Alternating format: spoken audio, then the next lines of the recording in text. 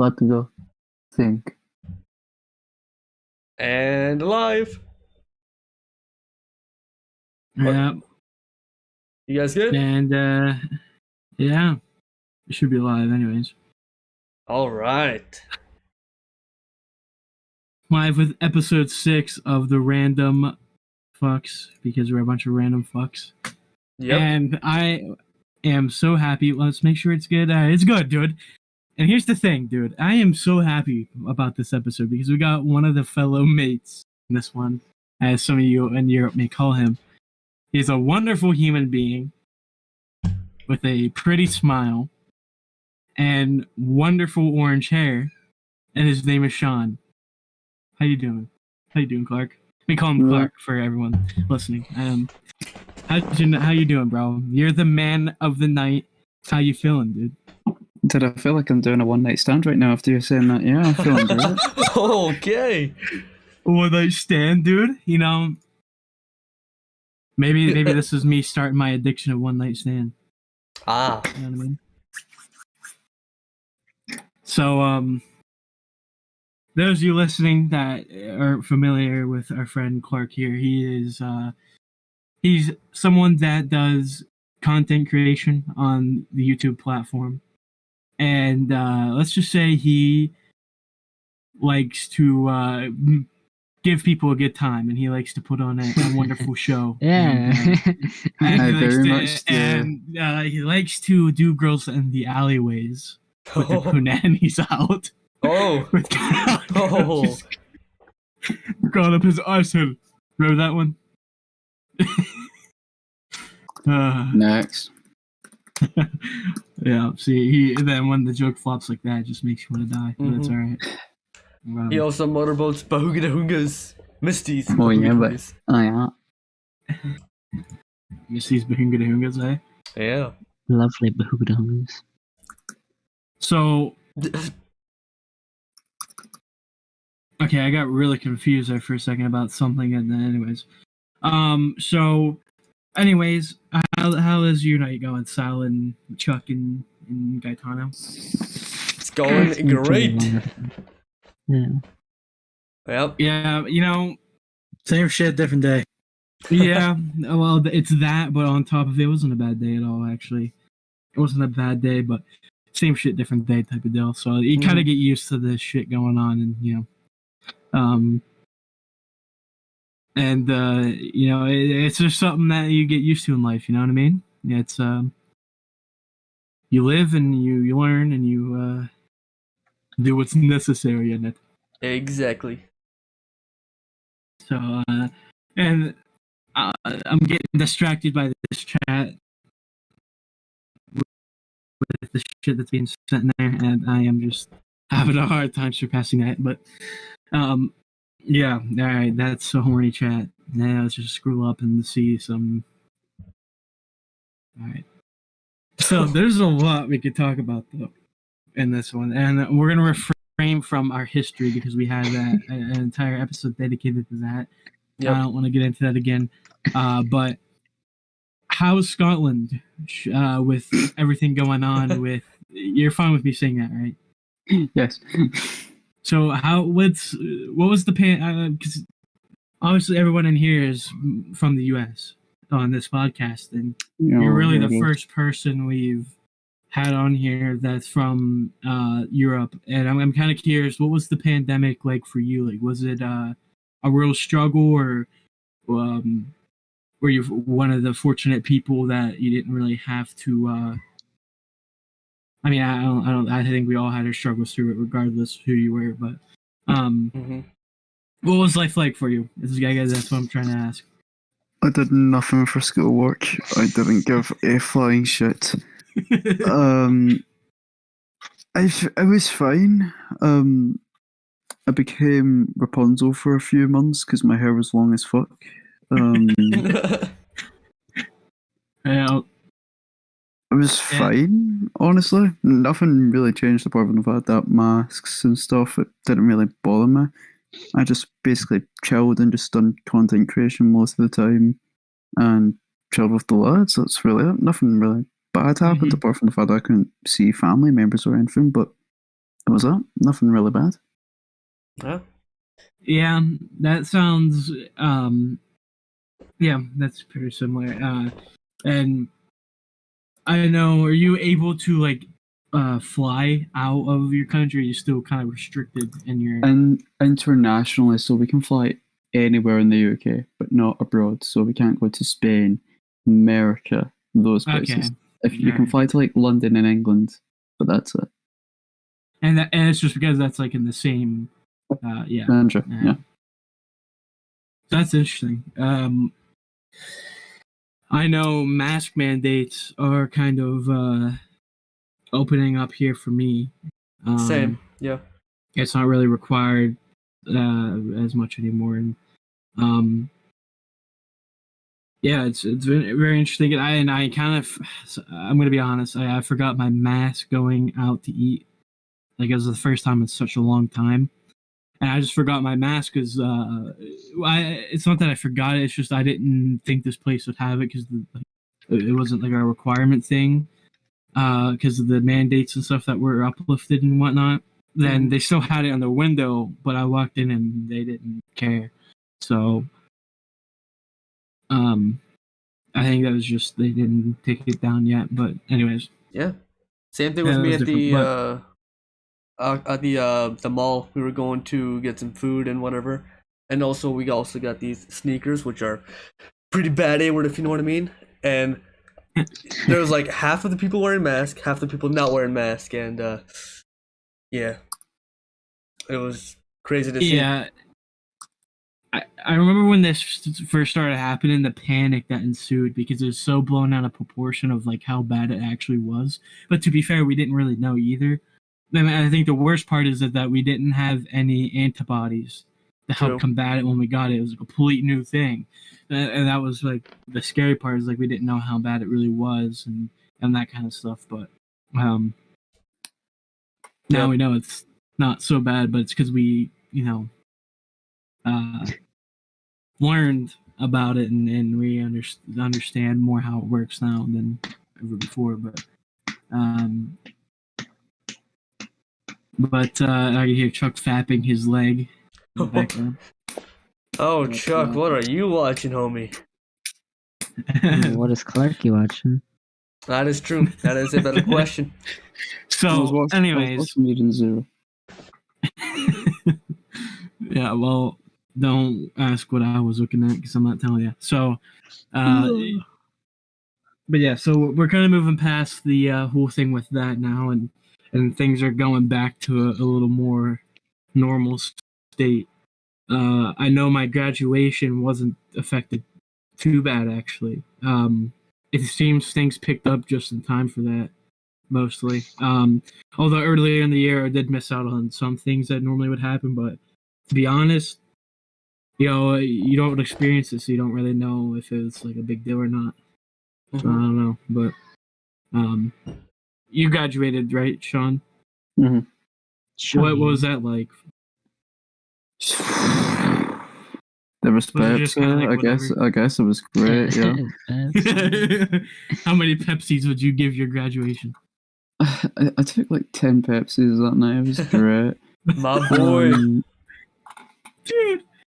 Yeah.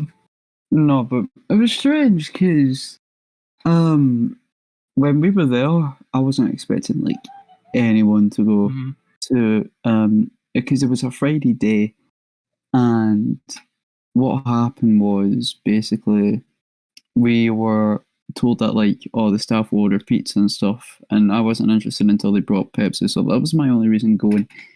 But when we went there, and that's a joke by the way, I didn't actually go for the Pepsi, but we went there, and surprisingly every single one who was leaving this year actually went. And it was strange because I never had much friends for me in elementary school, as the Americans would call it. And then in high school, I started to make more. And then, of course, it was weird. I always had this one friend who I knew in high school, who was my best friend. And I knew him in elementary, but never really talked to him as much. So we talked to each other, and holy shit, it just felt weird because, like, man, it was just strange as all because, like, I left like maybe a week early because I had a job and stuff, but I was still able to attend graduation. It was just really strange because, like, I was surprised some people was actually quite upset to leave. Like, if I had the chance to go to high school now, like how I am now, like in my life, how I don't really need to worry about my grades and stuff, even if I actually do need to go to school, I wouldn't mind it. I would just go to just chat to my friends. Even if I had to do work, I wouldn't worry about my exams or anything, but hee-haw, it was alright, but I don't know. When taking the car back home, I was like, oh god, that's actually it. It's over. I'm a bit buckled by that. It was not upsetting, but it was just like, that's it, man. That's Yeah, it. the realization kicked in. That happened to me too. It's like I was walking out of the area, I was like pulling out of the parking lot of the school. I'm like, holy shit, this is the last time I'm gonna be here. Like, like here in terms of like, it's just mind-boggling, you know. And like that's the last time like me and my group of friends will be all together in like one area like that. And yeah, life goes on, you know. And it's interesting. It's interesting. So you talk about Pepsi a lot. Is that your favorite drink? My No. man. Oh. Okay. How about Yes, Coke? So- This is a plot twist. He's lying. No, I'm actually not. So the reason why I mainly have Pepsi because we Clarks, we are cheap as fuck. Basically, Pepsi here is cheaper than just normal Coca-Cola, right? And I mean like really cheaper compared to Coca-Cola because it's quite expensive how it is now, right? Right. And so nowadays, we mainly just get Pepsi. And I'm just like, okay, it's whatever. Any fizzy drink can get me fucking high, right? Fanta, whatever. I don't give a shit. But that seems to be the case. It's just always Pepsi. But if there's like one thing that gets me to the roof, it's like it's cherry cola. That's like that's my favorite drink out of them all. All right. Cherry cool. There you go. Yeah, honestly, I don't know. Mine, in terms of like that, probably Baja Blast. My man. But I Yeah. don't like Taco Bell, to be honest. I'm not a big fan of Taco Bell. It's not that. Okay, I'll take back. No, I don't like it because I do like they're just normal tacos, but the rest of it just I don't like it, in my opinion. So, but I don't have to worry too much about that because there's a place in my town that actually gives out like the 6-packs of them. I haven't got them in a long time, but they're I can get them whenever, really. So, that's cool.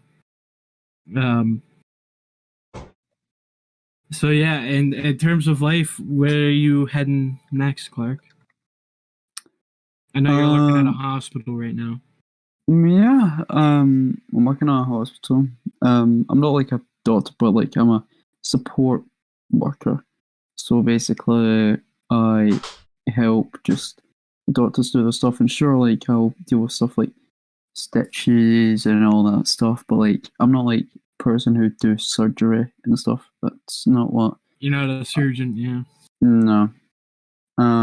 But I'm just a support worker. So basically, due to COVID restrictions, we clean up everything before the next patient comes along, and yada yada. I can't really say much because that's policy for my job, but basically just helping. Don't say anything that'll get you in trouble. Just helping the higher ups, you can say, basically.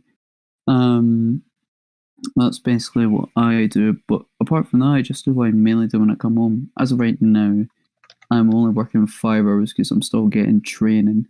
I never got much because of COVID. But that's the reason why. So it's still good pay. Like I'm only working a short time. It's really good pay. And as of right now, I'm still doing what I've always wanted to do, just help people. I plan on doing that with my content creation still, and just anything really, whether that be in real life or whatever. And that seems to be helping because most of the time people are either stuck inside because of COVID, because whether they've caught it, maybe some symptoms, maybe just people just are inside, and people are fucking like people are spending their time playing Xbox or whatever while their mom's screaming their lungs at them. I don't know, but yeah. You just walk around the lobby in the room and they're just playing because at my hospitals, there's like a lobby room with like vending machines and stuff, and they also have like a TV mounted onto the wall where it has like news or whatever playing. Imagine you walk into one of those and the kid's playing his fucking Xbox on that. His mom's just screaming at him. Imagine. That could definitely me. Yeah, like you'd be middle of recording a video too. You'd be like, "Hey guys, welcome back." And not only would it be 720p, get your fucking ass to the gun. It would be 720p. It'd be 240p if I was doing it from the hospital. If that's the case, it would be 360. Yeah, it'd be 360p. That's worse. The lowest is the low, dude. Yup. But yeah, that's really it. I'm just doing what I always do, pushing forward. Just living life, man. Living like Larry. Yeah. Yeah. Living like Larry. Trying to change the universe, the whatever, LSDH or whatever. The I don't universe. Know. Sure. That's a big change, man. I mean, that's a lot of things you gotta be. You never know, man. I'm telling you, there's worlds out there. There's worlds. You gotta be traveling light speed, bro. Mm-hmm. There is, man. There is. Yeah. I mean, speaking of the universe and that stuff, Sal and Chuck and I, we were watching these crazy videos. Oh yeah. And like most of these things is kind of like something I'm sure we all kind of already thought about, because we're just kind of I feel like most of like everyone here, I think we probably critically think on our own anyways. Like we like to think about things anyways. And so these videos are stuff I thought about, but the in depth it goes, you know, obviously I never thought, for some of them I never thought that deep into it or whatever, but it leaves you really understanding consciousness and then how your mind really works in some aspects with perception more so, and psychology of the mind, which is very interesting to me.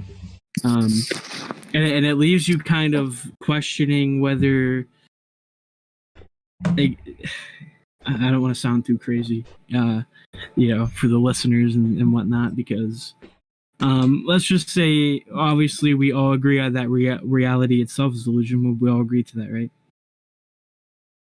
Yeah. Sean has a weird face right now. I don't know if he knows. Well, Chuck hasn't seen the videos, bro. When we explain it, he's gonna be mind blown. I don't know what the fuck that means. Bro, okay, so reality. So everything in like the things that we perceive like as reality, you know what I mean? Like wanna do the blue pillow example? Have you ever even Yeah, okay, yeah. You wanna explain that though? The blue pillow example? I mean I can, but I've been talking a lot and I just kinda feel like I'm taking up the show. Okay. So Clarky, you know how people identify a blue pillow blue, right? Well, people just call it blue. We gave it a word and whatever, right? But alright, a red pillow. What about red? Red works too. Any color. Any color, dude. But to a blind person, like, they can't see that, right? But if we tell that blind person, oh, that thing's blue, they have no choice but to accept it, and it's like, alright. And the colorblind too. The colorblind will see it as a different color. But exactly. What if they're like, and they have to accept the fact that they're colorblind? But what if like it leaves a question in your mind, like so, like basically what it took for that to be red, for example, your pillow.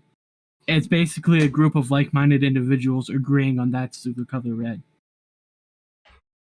Dude, I feel bad for every single dog right now. Holy shit, they're all colorblind. Literally. But think about it though. It's like everything that's like kind of like Because like reality is just like the like it's like basically what things exist. I guess like the state of existence. Would you guys agree with that? Yeah. So it leaves you wondering, like, okay, so literally what it is a group of like-minded individuals that saw a color of red. It might not be the exact same color of red that another person in that group sees, but it's still red regardless. Like you see blue, right? Let's say a dark blue. We're both standing side by side. We both see the blue and a blue, let's say, blanket in front of us, right? It's blue for both of us if we're not colorblind, but we might see different types of blue from our eyes because our brains are different. Yep. Essentially. And actually, both could be wrong because who knows? Maybe our eyes can't pick up a specific wavelength of that color. So, like, yeah, you know. Yeah. So it might not be actually the color blue that we're perceiving, but since our eyes can't pick up that wavelength, Yeah, it might be any color. Realistically, you know, I mean, science also says that thing is every color but that color because how light reflects and things. But, yeah. but that's just kind of the different point of it being that it's what makes something essentially, and it's just a group of people agreeing on that's what it is. Think about it. You just freaking, you guys having a brain meltdown right now. I can't think about it. That's too much for my brain to handle. Like, what do you think about it, guys? All I heard was if a pill is red, it's blue. Or if it's blue, it's blue. No. That's all I got. It's not what we were saying. We're saying, okay. Alright, let's take it a bit slower, alright? So, think about this, right? Is the sky blue or is it purple? One of the two. Well, we Everybody all agreed blue on because blue. we all see a certain type of blue. But realistically, who says that's actually blue?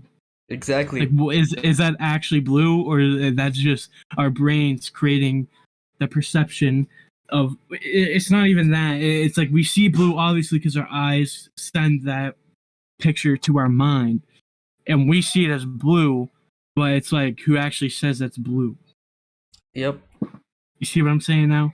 Like if you have that red pillow in your face, obviously we know it's red because our eyes see the color of that pillow and it's red. But there had to be a group of people to agree of that to be red, and what makes it red. I put that red pill to my face and all I smelled was my fucking ass, man. That did not Oh my no. Oh. Did you smell the punani? Dude, I smell some good cursed banana, man. Yeah. But yeah, it's crazy how our You're right, eyes man. and our ears are restricted. Like we can't see certain wavelengths, and we can't hear like, you know, from 1 to 19 hertz or anything above 20,000 hertz. It's like, Our minds literally are insane. restricted, though. Like Exactly. if you think about it, we are literally restricted by nature. Like we're in a cage that nature put us in.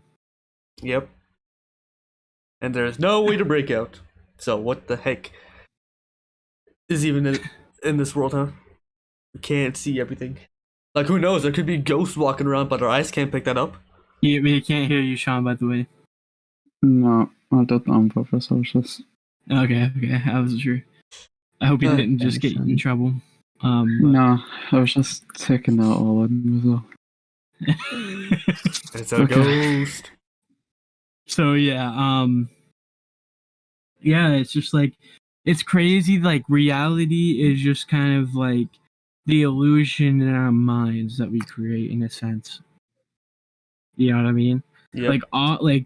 It's so weird, dude. And here's the thing with afterlife that I personally believe. And I know we all have different beliefs, and it's from our culture and that kind of thing, and it's fine.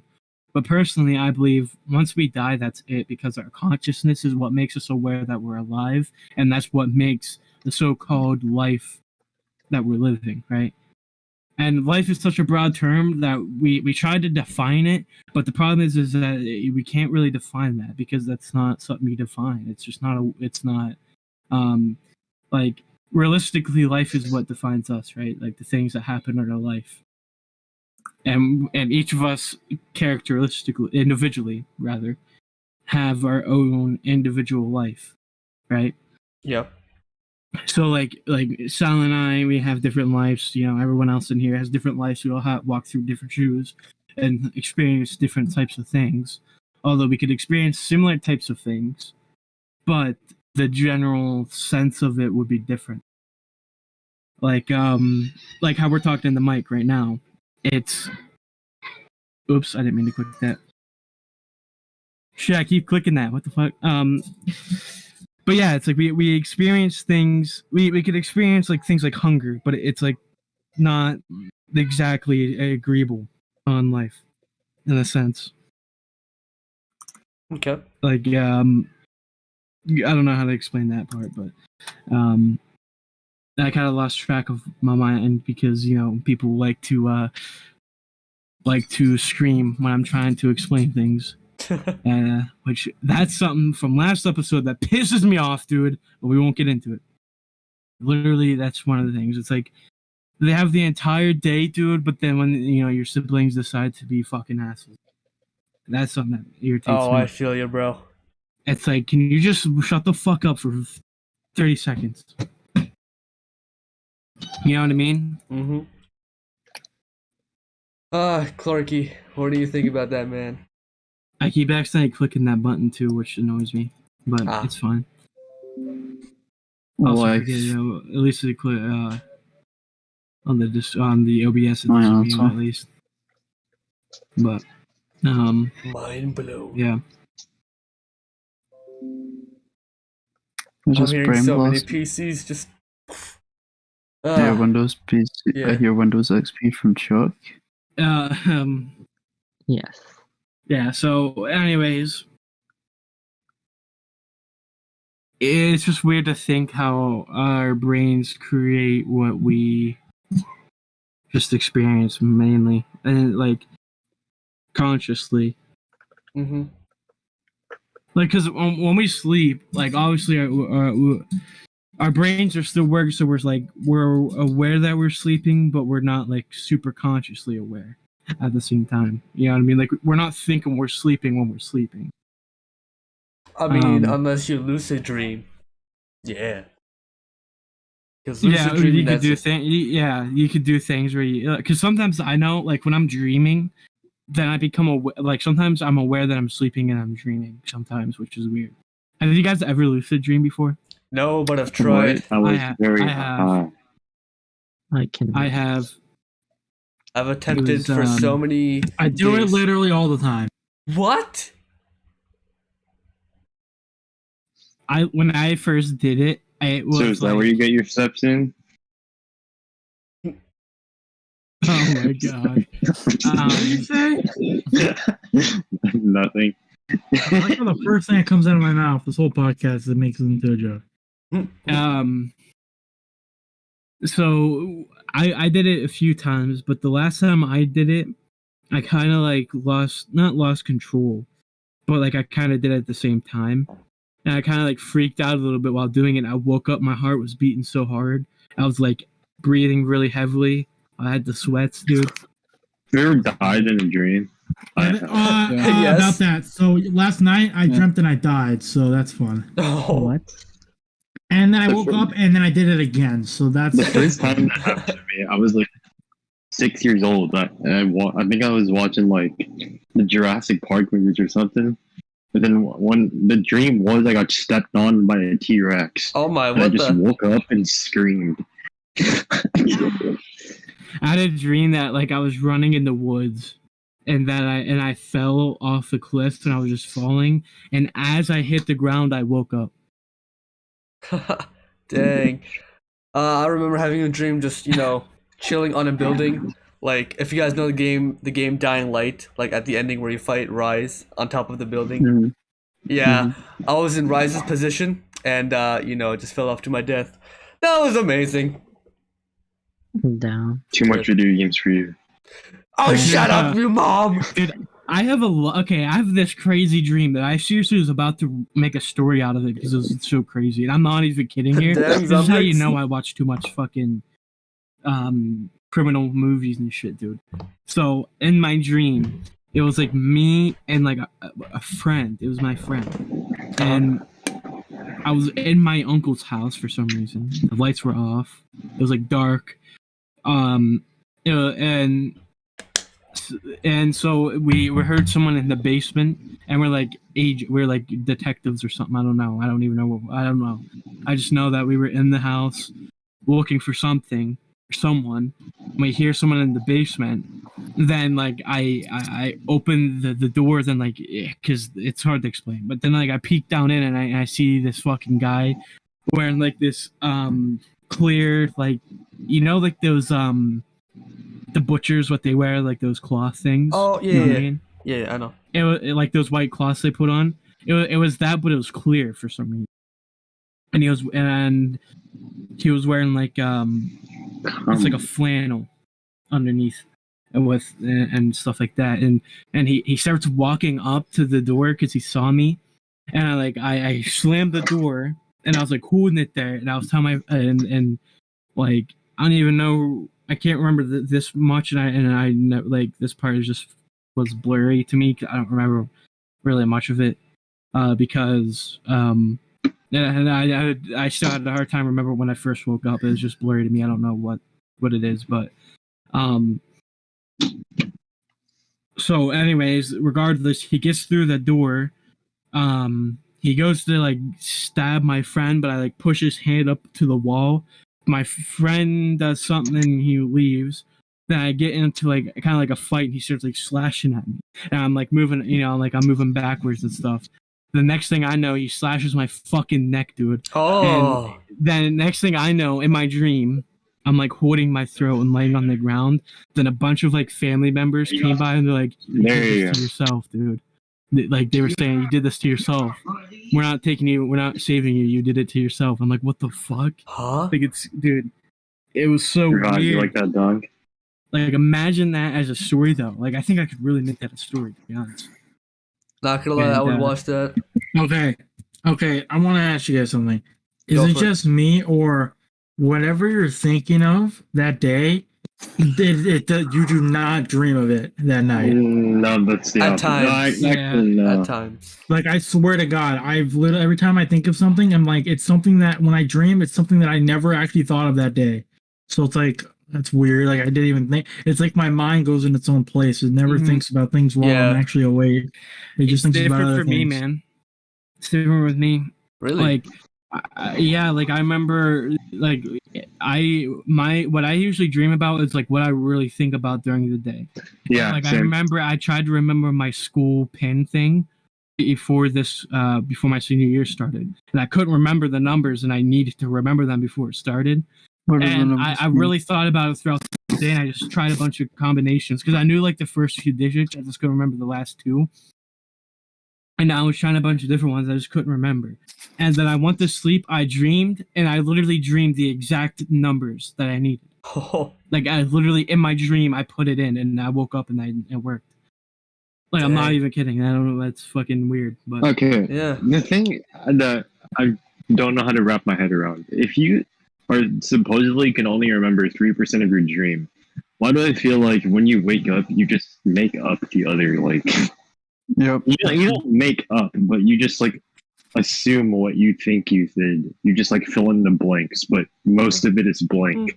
So, At like, times, when yeah. people have these full-on stories and dreams, it's like, was that really what you dreamed about? Because you're only supposed to Oh, when remember I was younger, I 3% dreamed my room was a black hole, scared the crap out of me. Oh, I dang, know bro. Black I hole. wake up and I literally actually have a journal that I write down my dreams Bro, dreams can be in, like the scary. crazy ones, like that. Yeah. And the reason I mainly started doing that was ultimately because of psychology. It got me into that because we did a project with it. But I still do it now because it's just interesting to go back to. Like I literally, it's bizarre, but I had a dream Tingled. during. Anyways, I basically had a dream that this girl cheated, and then it happened. So it's just weird, but yeah. Well, that's probably because you were thinking it was a possibility. Yeah, like I think a lot of our dreams derive because a lot the physical representations. It's a foreshadow. It comes from memories and stuff, and you're dude, it's weird how our mind works. Whenever I was reading this thing about how can your dreams kind of predict the future in some sense, and it's because you subconsciously put things together in a weird way. And it's just because I dream about things that happened later on in the future, but not exactly with the people. This is the thing people are when people say my dream predicted this or that. It's your dreams are you, and that's your brain. Yeah. Yeah, it's mainly our subconscious with the dream stuff, but yeah. I know that a couple days ago I was watching the Conjuring 2. That bad idea. You know the scary nun, right? The dark scary nun. Yeah. I don't want to remember it. Yeah, that creepy B word appeared in my dream the following night, and yeah, that wasn't fun. I bet you shat your pants on that. Nearly. Yeah, lesson learned: don't have spicy chicken sandwiches right before you go to bed. Oh, you wake up with explosive diarrhea, bro. It's on fire.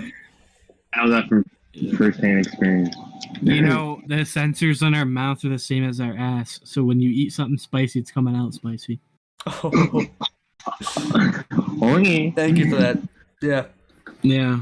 The more you know. Obvious, but it's literally the same type of receptors in your mouth. Receptors, whatever you want to call them. Did you know that, Sean? Yeah. What foods do you hate, dude? What food makes your ass burn? Well, people don't realize that dreams are a connection between this world and the spiritual plane. That's why they say it's so real. Oh man, okay. That's cool. No one gives a shit. Yeah, dreams are you just some things that I really want to know more about. So yeah. You see, you don't even have an answer. You're over here trying to make fun of me. Well, what's the most common place you eat at? Let me ask that question. I haven't ate at a place. Oh, my mom's kitchen. Yeah, honestly, definitely. I haven't been to a place since COVID, really. I haven't really. I know you have McDonald's at least once a week, don't you? Yeah. He has it every Friday. Yeah, every Friday. Why? Why is it a tradition? I don't know. Because my mom started that, and I was like, Mom, why do we get every Friday? Because it's McDonald's Friday. Yeah, literally. Because Xbox literally DMs me, or I DM him every weekday saying how we're doing stuff. Yeah. And when it comes to Thursday or Wednesday, we're dude, it's 2 days to McDonald's Friday. Yeah, because I get McDonald's Friday as well. Every time I go to the gym, there's always a McDonald's nearby, and cool, it's my it's just McDonald's after the gym. You just canceled out the workout. Nah, bro. Well, it depends how many calories you burn, I guess. Exactly. And plus, I'm skinny, dude. So, yeah. There wasn't any calories to begin with. I think mainly you gotta kind of build more fat in you to build more. Yeah, you gotta make the fat and then get rid of the fat. Yep. My gym trainer, recommends just eating anything possible because I'm that skinny. So, yeah. Also, salads are a lie. Hope you know that. Salads are a lie? They don't actually work like people think they do. Oh. So when skinny girls eat salad is just, I think the problem, with most people, all you have to do is just burn the calories, dude. That's the main problem. Mm-hmm. Yeah, you don't need to eat specific stuff. As long as you're not over here dousing yourself in Takis or anything, then yeah, you're fine. You get wait, huh? Oh my god. Mostly, I feel I'm not a health expert, but I just know from just kind of through my education, at least, is I just kind of picked up with the fact it's as you can really eat any kind of food, although some of if you have a bad diet, you might not, feel as good. as if you eat McDonald's every day, but you still work out every day. You know, it's gonna be a bit, you know, weird. But yeah. Sean just looks so ghosty. Anyways, Like we're having this conversation while I'm eating a pizza right now. Can I have some of that pizza? Sure, Sal. Thanks. Nah, you already ate all of it. Oh. There's still 3 pieces left. How many were there to begin with? Fuck you. so I like so we had something last episode we were gonna talk about Sal, but we never got around. Actually, first, who here all suffers from like anxiety or anything? Oh, totally like me, that? bro. Me in school, social anxiety. The best I to know describe it is when you're the dreaming, you're no definition, but can you longer in the just tell physical me your plane because your definition? body is completely shut down during sleep. But there is a way to control your dreams. That is true, because it's called Well, lucid the dreaming. definition, And I've seen that so many times on TikTok, bro. Oh, it's good, Limbo. I guess it'd be like a feeling of just worry, fear, just kind of. Yes, but I'm more chill about it. If that I don't know if that makes sense, but like I'm used to it. You kind of like, you know how to handle it, essentially. Yeah, I guess you can say that. What about you, Sean? Nope. You're just a chill dude, you know? No. I don't even think he knows how to comprehend what anxiety is. All the way to. Oh, you do, yeah. I feel like you probably do when she takes off your shirt and you're just like, you know what I mean? Does it kick in then? No, I'm just kidding. Okay, I'm just That's kidding. a different story. Anyway. That's excitement. That's not anxiety. Same topic. What do you mean? No, because I don't know. It's just Is bro everything. high? Like what are these responses? It's everything, really. It's everything. Like I worry if I might screw something up. I worry if I like miss something. If I can't help someone. It annoys me. Okay, yeah.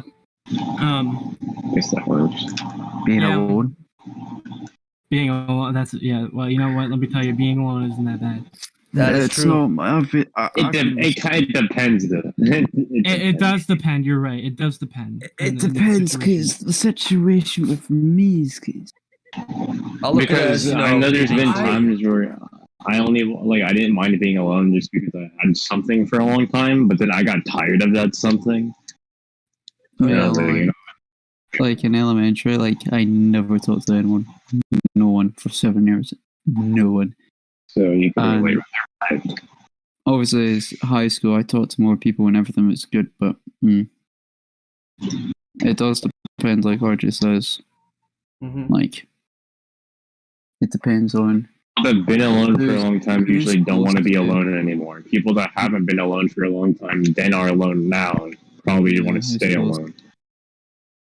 That just is want to me. be. Just want to be with someone who feel the closest to.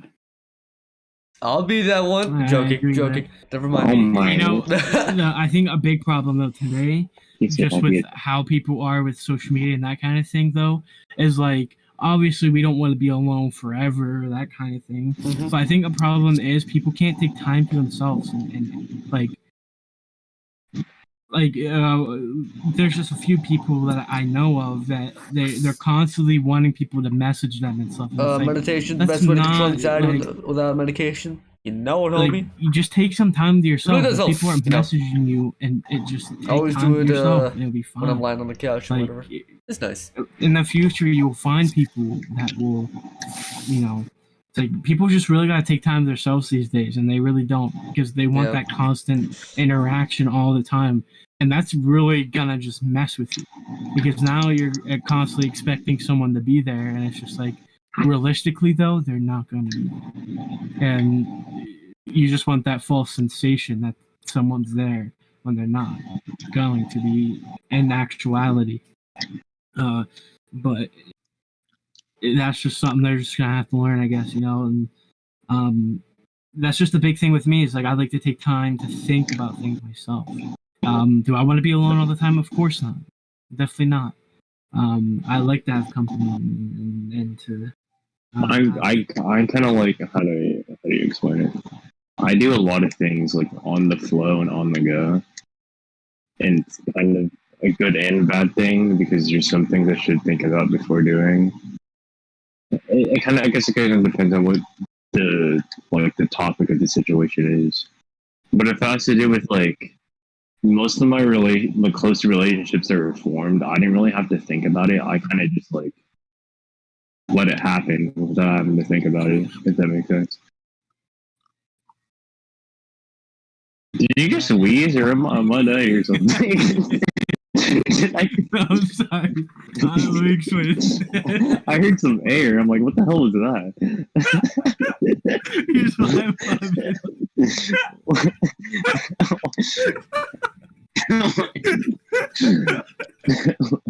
I just remembered.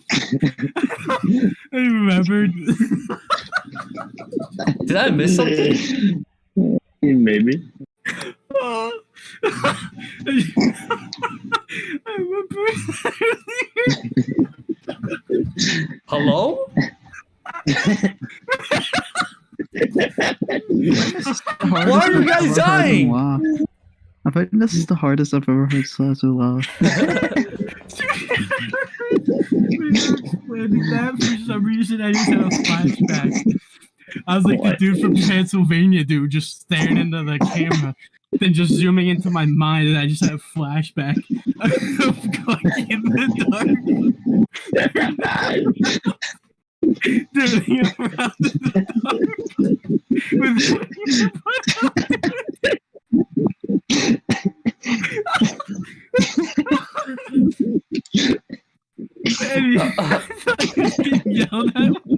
What the fuck? It's like Count Dracula and then me in the dark? What? You don't understand. Then I just had a flashback from that of your brother another time. You're like, what the fuck, you want, dickhead?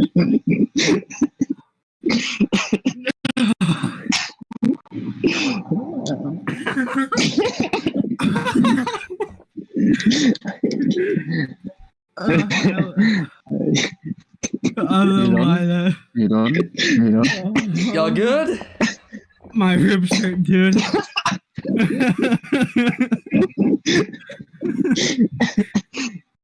Oh. I needed that.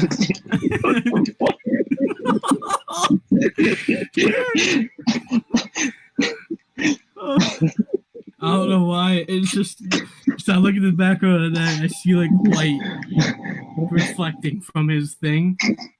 Now, it's like 4 a.m. and like an hour ago he was just.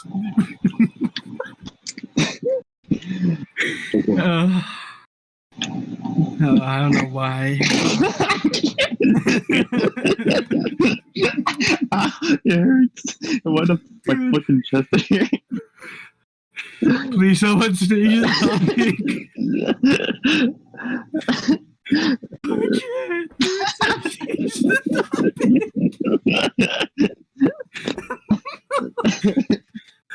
I feel like the rest of the podcast is just you two dying.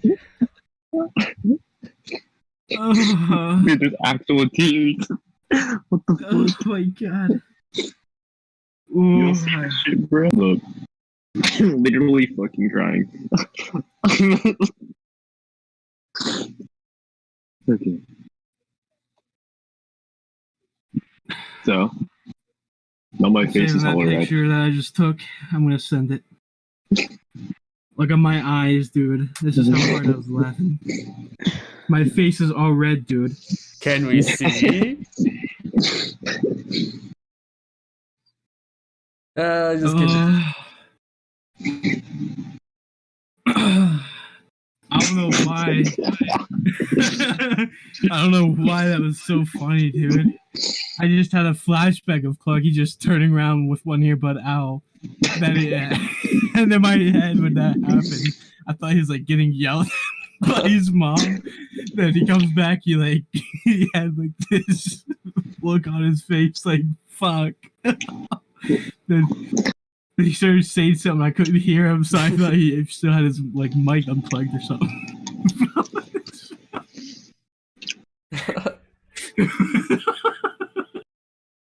Why is he still laughing, bro? His brother earlier came in talking about his dog. He's like, "Yeah, I'll do it in 5 hours." Oh, okay, right. For context here, because he's laughing like a whore. Right. Whoa. Me, sadly, Jody, and Zaza were playing Outbreak, and what happened was, I was told to go help with something for my dog. It's really old now, so he needs like help with like moving and stuff sometimes. And we were in the middle of the elimination objective, and I thought it was short, and seeing as like that's like the shortest one to do, so I was like, yeah, okay, sure. And then I waited, and I said, give me 5 hours. And then we went ahead and played, and he kept laughing about it for a bit, and I don't know why he found me saying give me 5 hours was funny. It's because he said, "Yeah, I'll do it. Yeah, just give me 5 hours."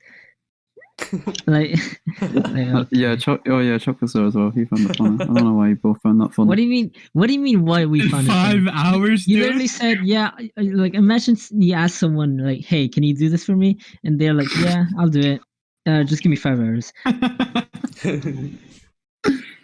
Nah, My dog is gonna piss and shit all over in 5 hours. No. But how it ended up, I didn't actually say it for 5 hours. I only said that for a joke. I thought it would be funny, but they obviously found it funny, so that's one of my books. But as soon as I finished the objective, which only took like 2 minutes, I went ahead and dealt with it. That's the reality. But yeah. weird to think something like that would make you guys laugh. Though. Oh man, I literally had tears in my eyes. My chest was hurting, too, bro. Oh.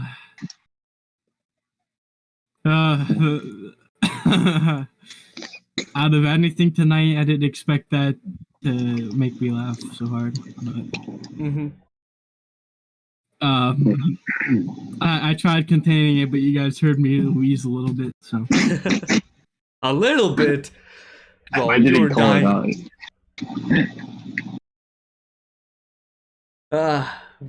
But yeah. I don't remember what we were talking about. Oh, we were talking about like anxiety and stuff like that. Yeah. So, does anybody else like deal with this sort of stuff? I know I do when I'm at school, you know. Whenever someone tries to talk to me, even teachers, bro, I'm like, what's his face? Spider-Man, Into the Spider-Verse, Miles Morales. And when he says, "Hey," that's me. Hey. Yep. That's just my way of saying hey to people.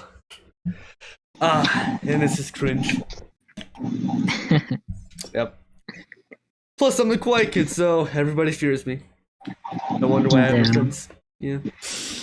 That ain't true, bro. Okay. What do you mean, Clark? You have us. You know, I deal with it, and sometimes it causes me to overthink. Like, I'm not like an avid overthinker. Like, it depends on the situation. Realistically, with me. The only situation I find myself overthinking when it comes to relationships. Basically, yeah. I do it all day long. Well, for you, it's just a good idea to stop thinking in general. Like, because I only do it in certain circumstances, and you do it, like, a lot, and that must be very hard to deal with. I couldn't imagine that, because I know when I really dealt with it, mainly in, like, March or whatever, like, it was very hard for me. And you do that every day, and I just can't imagine. Well, yeah, it's hard. It's not just something you could turn off or stop doing. Like, it's not something you just stop doing just because you say it is. It's something I try to slow down on doing, but there's things that sometimes you can't control, but to think about it. And another thing I've been trying to do is stop thinking like so much about a certain thing. And it's just hard to sometimes, just because my brain just constantly wants to figure out what something is or something like that. Yeah, I've dealt with something like that too. something that I've learned is like, accepting that your brain is going through this and like you just don't mind the mind, if that makes sense. That and like, looking what's around you. So like staying in the present moment. Like what do I see? What do I hear? What am I feeling? Yeah, just do all that. And I identify what I see and what I hear. Over time, I've just learned to be like, I used to be an extremely impatient person, but now I'm just like, my patience is just unlimited. And like, I really never find myself like impatient in any situation. So when it comes to like overthinking, the reason why I never overthink is because I let it all hit me slowly over time more than all at once. Okay. But when it comes to certain emotions, like let's say anger or depression, the longer you let it hit you, the bigger the explosion there is once it actually hits you. So that's a downside to it. But when it comes to anything else, it's only positive. Yeah. I do. The big thing I struggle with a lot recently, like, there's a lot of things, but like one of the main ones right in like this very not very second, but like the very present day, I'd say, is anger. Is a big thing with me. Oh, that's no. I don't think I've ever had anger, like any problem with anger. I just don't. I can't even remember the last time I was genuinely angry. Because I don't know. I guess I just like generally hate the emotion, and yeah, nothing really pisses me off. I'll just get annoyed. There is a difference between being annoyed and pissed off, right? I guess. Yeah, but then the annoyance could also make you mad too. Yeah. Like, here's the paradox with me right now, right? I don't want to be mad because I know, like, me before being mad made me act in certain ways that I've regretted, but in that moment, it was like, it was just because I was angry or whatever. But it's the paradox of it is that I get frustrated, then I get frustrated at myself for being frustrated at something that I shouldn't be frustrated about. So then now I'm just pissed off for me being frustrated, and then also me being frustrated and when I don't want to be frustrated because no one wants to be frustrated. That's not something we want to be. And now I'm just in this paradox of like where I'm just like, I just want to explode into a fucking anger. Like an atomic bomb, dude. My favorites. I mean, what? Nothing. I guess another thing is the reason why I never get angry like easily or anything is just because I have very I already have if I'm ever feel like I'm about to be really mad or something, or I do feel some anger, I have very go-to efficient ways to let off steam that are accessible to me whenever. Instead of letting all the anger pile up and then getting angry, I prevent it before it actually happens. Like, what's an example of letting it out? Like one of your examples. Sports is probably the main one. What's another? That's probably a healthy way too, because something I would sometimes resort to is going and hitting the punching, going to the gym, punching bags and hitting the pads and that kind of thing. The problem is then that's not a good way, because now your natural instinct when you get mad is to go and start punching. Mm-hmm. Which I never really was. I never was a natural just punch whatever kind of thing. Obviously, I got mad. Well, the only time I actually punched my wall was when I died in doing playing a game, an Easter egg. And then I got mad and punched my wall, but that's different because that's not yeah. You just have to figure out a healthy way to do it, so that way it's a good way of getting rid of it. Yeah, I punched a hole in the wall too, and it was because the boy, right, the boy hand, yeah, I did that to my mom and she grounded me for a week, and I was like, no way, and then I punched the hole in the wall in her in her room, and then I got grounded for 2 weeks. So that was not fun. Mm-hmm. Only 2 weeks. The boy hand, I never heard of that. Only, yeah, bro. You ever been grounded for 6 months? That shit's. Ah, man. 6 months. Let's see. I can't. Dude. So I want to explain some stuff. Yeah, go for it. Alright, so my school, 90% of the school body don't like me because a lot of them are jealous because they don't have what I have, and Oh yeah, you're rich. That's why. Yeah. Main character head ass. Get out of here. and what's it called? I can have like alright, so I have a resting bitch face. It's basically just Clarky's. It's Clarky's like, but imagine Clarky's face staring at the camera, but like more mad. Or yeah. And my face is naturally cold looking. Like it doesn't look happy. I have to really try for it to do that. Jesus Christ. And to those who do not hate me, I tried the face. You know, the happy face. But I look cringy when I smile, because I barely smile. Why y'all saying these depressing ass comments, I used to actually have I used to smile like all the time. And people would always comment about how happy I always seem and stuff. Then like, as I got, like when I got older, around probably like, I don't know, maybe like sometime in middle school, I just like were a moment and I stopped having like that smile and I became more of like a Clarky.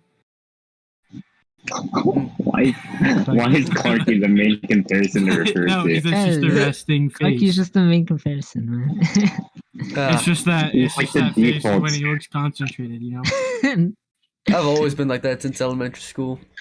Right, okay, right. I It's like think, the right. default weak character. Why is this? Like, Hey, you get all the You get to see punani in yourself. Scotland. Alright, you get all the punani in Scotland. You have no room to- It's not good panani, but it's panani. But you said me to learn going there. Anyways. Oh, sorry. Go ahead. Alright, okay then. Alright, so... Hold up, what was I gonna say? Okay, so yeah. Yeah, 90% of my school hates me. Except for like the other 10 who are filled with student body and, you know, other people. Let's see. I remember like embarrassing a couple kids. you sad fuck? He said he had no nipple. What? I forgot I was gonna go with this. Frick. Okay, because I remember you guys were talking about stuff. Wait, what was the last conversation we had? Oh, for Jesus. It was About how we had 7:53.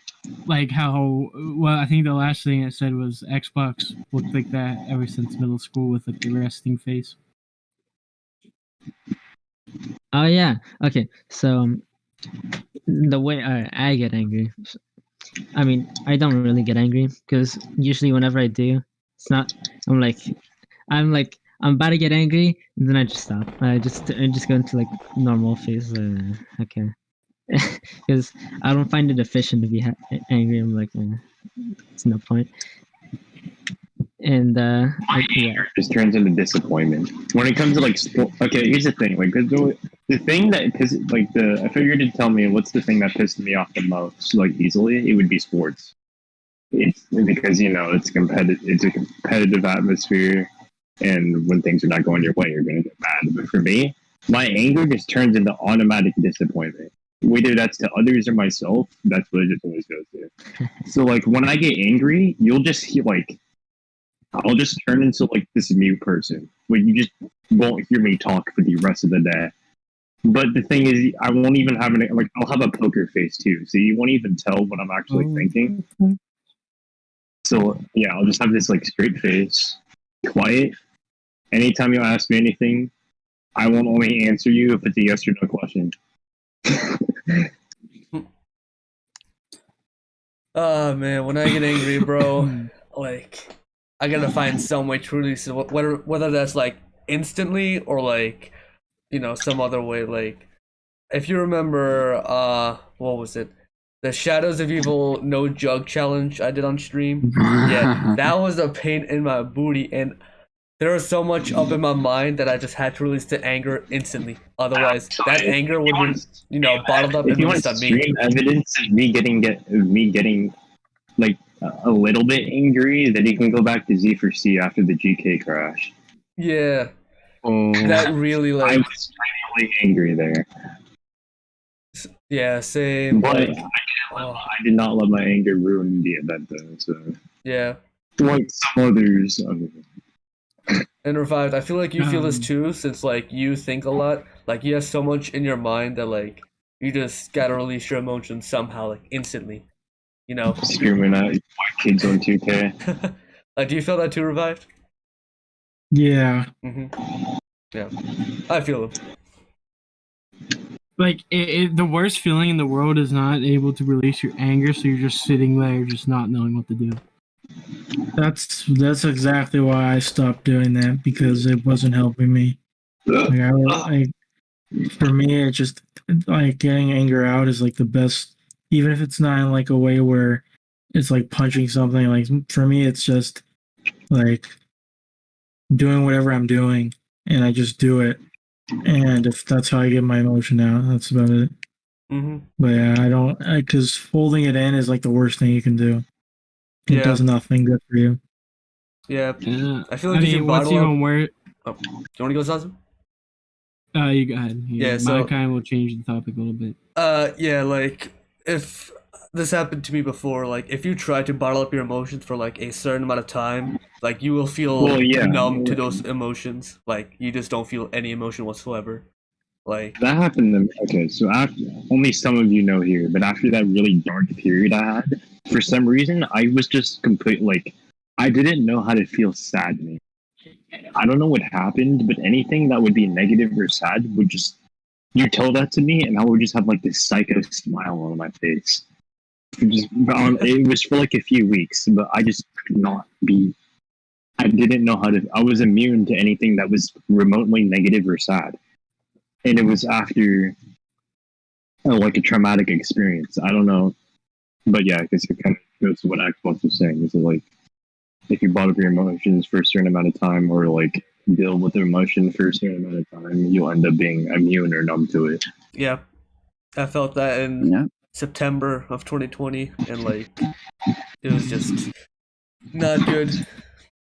I remember one time you were playing a game and you got so mad that you just punched your webcam and just Oh yeah, and the controller just slid through.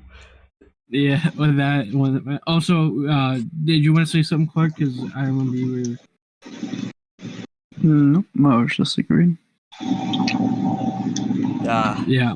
So, well, I mean, the thing though, I've also kind of realized too is like anger isn't a primary emotion we resort to after certain experiences. Like a heartbreak, your instincts is to be upset and sad, but it also could turn into anger too, which is not good.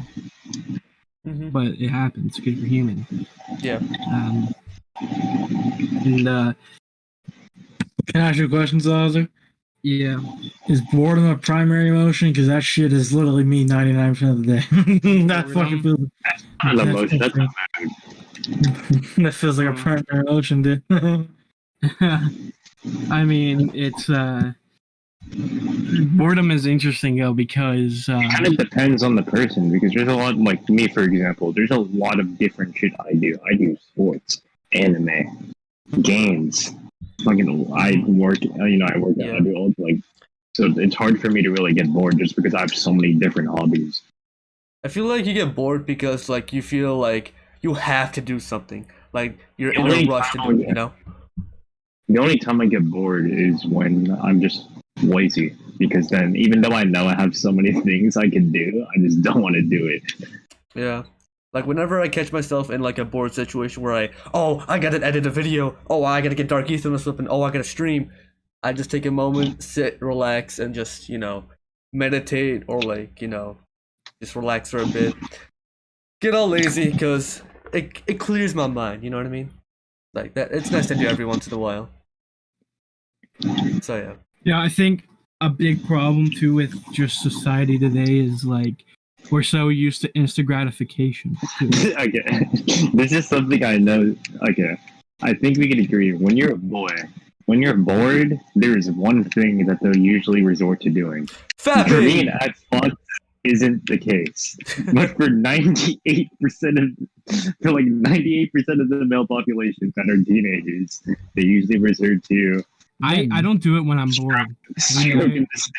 I don't do that when I'm bored. Wait, though. that's what you guys go to? That's not what I go to. I don't do that when I'm bored. though. Literally asking them, like, I have a problem where if I'm too bored and I don't feel like I'm doing anything, my first instinct is to eat. I know it's not the problem, but that's what. And I don't even think it's rare. I think some people do that too. Everyone has different forms of satisfaction, and that's what makes. If that what's tickles your pickle, then like, That's not the point. No, that's not the point. It's gratification, though. It's not the. It's not. Clarky's dying. Don't worry, Revived. I like to eat when I get nervous sometimes. Well, the thing is though is like I don't do that when I'm bored actually. Because Caleb was the first person that comes to mind. yeah, but all the time. I was just bored, so I just whipped out my cock and just started beating up my willy, bro. Bro, that's something he did. yeah, just the boredom doesn't do like I don't know. I just have to.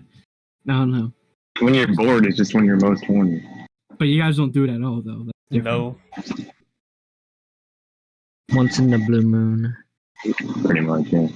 So I let someone else do it for me. Huh? that just. Yes, the boys do it too. I didn't jack off. Someone jacked me off. Your dog. Yeah, the peanut butter technique. Oh no! Oh my No! Oh my god! Why? Just why? And this is where we end the Random I Ducks almost podcast. pulled a Charlemagne. But yeah, so. Oh, Clarky died. No, well, yeah, it's 4 a.m. So Okay. he's gonna take a sleep. But thank you, Clark, for joining in, and we appreciate it big time. My homie. I ended him off with a good note. He had enough of the discussion after the peanut butter. Great. Now, in his dream, he's gonna be, dreaming about a dog's, just licking that area. Yeah. See, they're not only good for food; they're good for other things too. Oh my gosh. Wait, food? What? Huh? Wow. Wait, I thought you meant eating the dog. Oh, never mind. That was me being a little. So, yeah. I want to finish saying one thing I was saying though is we're so used to instant gratification. Like we post something, receive likes, and I'm so glad I got out of that hole. And have social status. And I'm so glad I got out of that. People in that ring. It was Obviously, it's I'm not bad, like that. I though. don't care. I've changed once. Mm-hmm. I'm out of that hole, but I wish I could have got out of that hole without having to get rid of it entirely. Right, yeah. And I think it's the main problem with today is like what boredom. People don't try to explore their mind, like they don't think or they try to explore their mind. They constantly need someone messaging them, like I said earlier. They constantly need people messaging them or doing something. When you say they're like, is it just one person or they want multiple people? Like, I don't know who you're referring to, obviously. I'm referring just to basically a whole group, like everyone that does, like, there's too many people in the world to, you know what I mean? Like, it's just It's like if I have like a one generation person, of people, essentially. as long as I have like one true loyal person that like keeps in contact with me like daily, that's all I need. I don't need multiple. Yeah, but it's like, well, then I know that some people do this, like when, like, even when people message them, they'll say like they want more, or like you said, I only need a few people. If like, Yeah.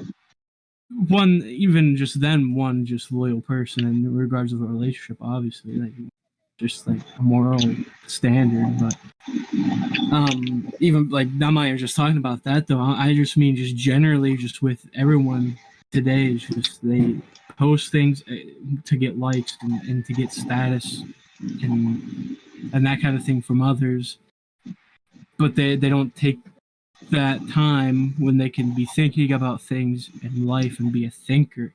Like I just don't get it. Or they could just, I know not everyone's a big book reader or anything like that, but they could do something where they like kind of read a news article or something. Just like the majority of us here actually read, so like do something to grow your mind. Yeah. You know, talking to people isn't how you grow. It's gonna just make you fucking hollow inside because of all the stubbornness, selfishness, and well, it depends the to stuff who that's- you talk to, you know. Yeah, but let's be honest. Like majority of the people nowadays have this sense of an egocentric world. I feel, at least with the majority of the people I talk to. Maybe I just had bad experiences, but the majority of people I've seen, they live in this egocentric world, and the problem with that, when I say that, is that you can make a mistake and it's different when it's you, because then that's like a bad thing, right? When it's really not that bad because we all make mistakes. But when they make the mistake, they're okay with it and they expect you to be understanding, or they want you to be understanding. But when it's you making the mistake, it's different. Yeah. And that's a big problem with a lot of people today, is the double standard hypocrisy that a lot of people do, and they represent themselves in such a way, but we said this before in a previous episode, but they're only showing the good side of the apple compared to I remember. I remember too. Yeah. It's just like nowadays, like I don't think many people are bored because they can hop on TikTok and be self-satisfied with what they're watching, because it's a constant feed and everything is just so constant, and you get that sense of satisfaction because it's just a constant income from there. It's just it's kind of unfortunate though, because it takes away a lot of things that I think are important to people. Like I think it's very important, like with me especially, is like when I have no one talking to me, I'm not going to seek out people to talk to, because either they're sleeping, the people that I talk to normally are sleeping or whatever, or just people walk away in life in general. I'm not going to go chase them. They walked away, fine, they can walk away. I'm going to sit down and I'm going to think to myself, and I'm going to think about things in life and grow an understanding. Sorry for interrupting. RJ, did you see that? No, I'm not watching the game right now. What is it? Okay. Sorry to interrupt. It's all good. And yeah, it's like, and then to refer back to those videos we're watching, it's like that kind of thing those are the things I love thinking about. You know, just reality, consciousness, and like, are things what they really seem to be, or is that just the illusion of our mind? And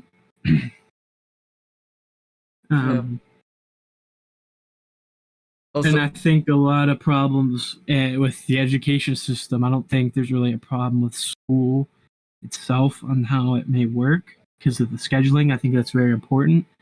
But I think the main problem is that the teachers tell you what to think rather than you forming a way of thinking. And that's the problem.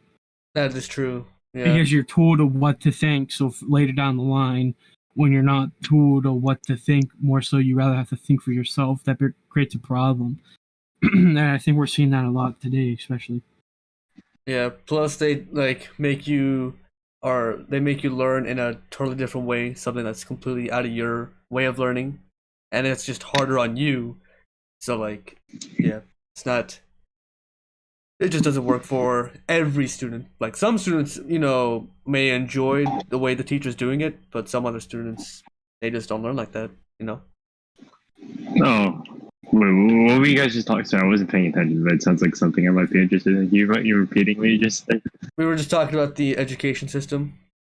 I think Some people here, I think mainly probably Zazu and Chuck have heard me rant about how much I hate the fucking education system.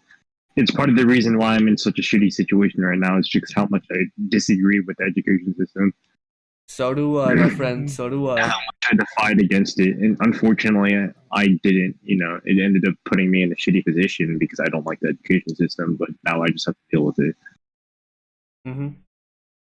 I don't agree with the education system at all. Though. I hate it. I despise it. It doesn't benefit me. What don't you like about it? Like, what specifically? Like the way they teach? Like what they teach you? With this year especially, I didn't learn a single goddamn thing. But some things I did learn, they weren't things that are positive. They taught me things that are more negative, like useless things that I'm never going to use, like useless information. But outside of that, I didn't learn anything else. So that's kind of the reason why I refused to really do anything this year, because my definition of getting an education is actually learning stuff, and I didn't learn shit. So if they were to teach you something about like how to get money, how to like okay, the other thing too with teachers, I wish teachers were way better, even high school teachers, because they literally are teaching people that are going to shape the future. But there's so many teachers that are bad. It is so rare to find good teachers. You have to get lucky. These teachers need to realize that just putting the work and telling them to do it is not. You need these students to come to the class excited to do work, so they're motivated to do more than the minimum, or that they actually are enjoying. Because a lot of the stuff you learn, especially in high school, you're not going to use, because you only need some of the stuff in high school for the career you're going to pick. There isn't a single career that requires you to learn everything in high school. That just doesn't exist. That is true. Yeah. And the dude who created the school system, he even said... yeah. Do you want to continue? Or keep going. Yeah, so the dude who created the school system, this was like back in the 1800s during the Industrial Revolution, whatever. Like, they wanted employees, factory workers. The dude who made the school system even said, I don't want, people who think. He wants people who work. So, like, the education system are like, it's not creating thinkers, they're creating workers. Yeah. And it's like, they're creating employees. What high school does is get people ready for that 5 to 7 work schedule, that 9 to 5 work schedule. Sorry, and it's like no one wants to work that 9 to 5 work schedule is so stressful. Another thing with unnecessary stress too is that homework has been scientifically proven to be way more negative than positive, but for some reason teachers just hand it out so carelessly. There are teachers that hand out lots of it, and it just puts on so much unnecessary stress. The thing is, the only homework I think every student needs is if you need to study for a test. That's the only homework you should be given, because all this other extra homework that's given is supposed to be quote unquote practice, but it's not. What are you practicing for? You're getting out this homework, but there's no test that's even scheduled, or even no test that you're looking forward to. Can I tell you something, RJ? Yeah. I'm not kidding when I say this. The whole school year this year, I didn't have a single test. I swear to God, a single test. Not a single one. What? Not a single test I had. Not a single one. I know it might be hard to believe, but mostly because of COVID, and basically they didn't want to do testing online. I didn't do a single, like, unless you count Spanish, but Spanish is different. That's more of like an online thing that I do Spanish on, but like regular classes, not did a single test. And I had like 7 classes this year. And I passed all of them. I actually got mostly A's on every class, and I didn't have a single test the whole entire year. So I don't know what else they would do if they don't give you tests, like besides give you homework. But I think it's mostly like how much homework do you give? It's like if you give too much, it's not like who's that going to help? You're not supposed to give someone too much homework, because that doesn't put any I wish teachers were more, I wish the average teacher was paid more, just so they actually could be motivated to actually teach correctly, instead of just doing the minimum for their job. They're literally shaping these students to shape the future. They're literally the future right in front of you. Doctors don't save people for the future. They're saving people for the present. the teachers is the job to shape the people for the future. And So I they're don't doing see a why bad job. the doctors get so much. I know they're saving lives, but like teachers are shaping people who could potentially end up saving lives. What do you have to do to be a doctor? You have to get a PhD. What do you have to do to get a PhD? You have to get your diploma from high school, and then after that, you have to go through 4 years of college. Then after that, 3 years of medical school. Yeah. But like the small percentage of people that actually do end up becoming doctors is just because the education system makes it where not everyone is going to lead that way. Mm-hmm. Yeah, but also you got to keep in mind. No, I despise it even more now. The situation I'm in, like, I know you don't understand in detail Xbox, but pretty much the education system fucked me in the worst way possible. I feel you, man. The amount of stress and anxiety that it gives you, man, is just. I gotta do all this summer school shit for no reason. Summer school. Yeah, it's that. I told you I got screwed over. At least it's not like the Asian curriculum where like the test, is literally your future, and depending what school you go to, you're not gonna get a good job, because if you okay. A salaryman over there is like a 9 to 5 job. I know you have to follow. The thing that my people were telling me, like my adults and people in my family were telling me, is that you have to follow the rules, even if you like the rules or not. The problem with me is I like to do, like, with things like this, I kind of like it to do it my way, but the thing that sucks is that my mentality was trying to outsmart the education system, because with the way I do things, it's just that, like, I think everyone here could agree I'm not a dumb person for my age. I'm not dumb. Yeah, I'm pretty like. And the thing that sucks with that, though, is that because I know that I'm ahead of all the things in front of me, is that I don't like doing unnecessary stuff. And when I have to do all this work for something I already know how to do, it doesn't sit right with me. That was the problem with this year. I didn't learn anything this year because I was already ahead of everyone that was in this grade level. I already learned everything this year. So having to do all this work over again, even though I already knew it, I didn't want to do it. Mm-hmm. I felt like I was already ahead of this system. But because you have to follow... Here's the thing with all my teachers. At the end of the year, every single teacher told me, I know you know how to do the work. I know you're one of the smartest students in the class. You just need to do it. And yeah, it's that simple. Just do the work. Unfortunately, I was under the mentality, I don't want to do unnecessary work. Yeah. Because the thing is, people say you have to get your diploma. But I feel like just because I have to get my diploma, it would be a lot more helpful if in the process of me getting my diploma, I could actually also gain all this other stuff that would be useful to me, instead of just doing all unnecessary work just to get the diploma. I feel like the diploma wouldn't really have a meaning. It's like, yeah, I have the diploma now, but what the fuck did I learn? Yeah.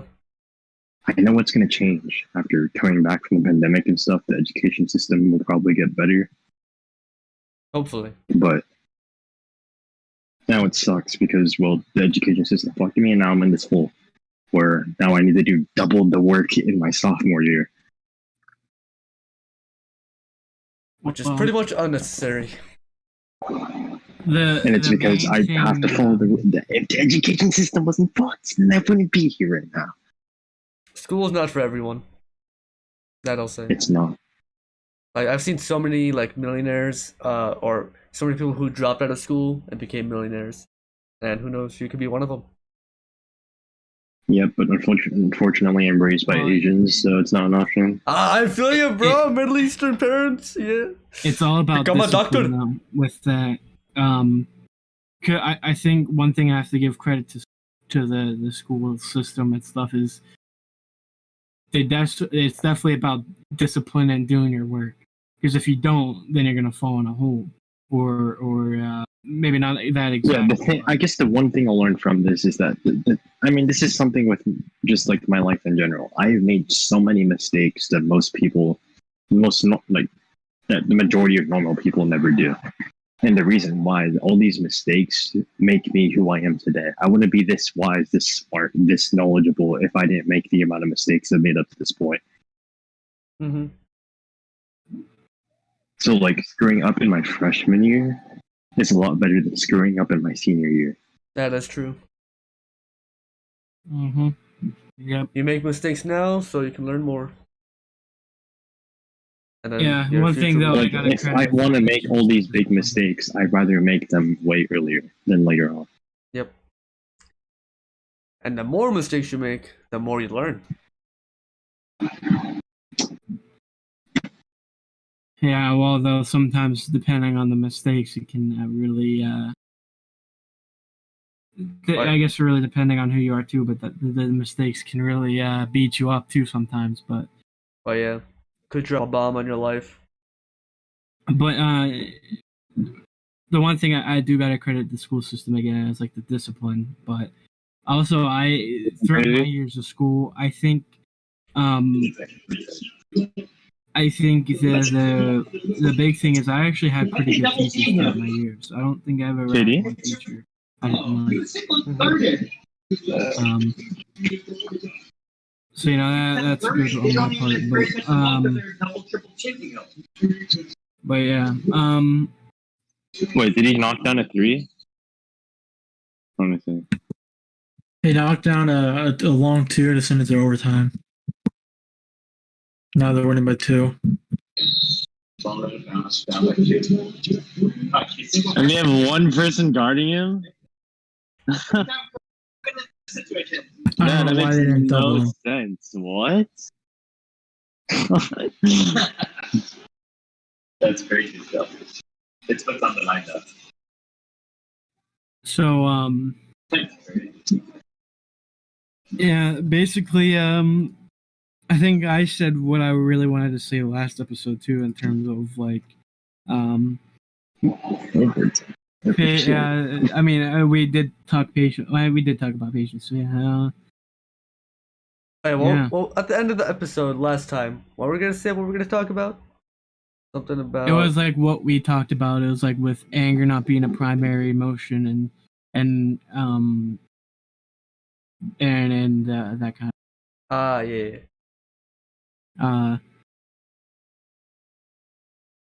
Then just kind of.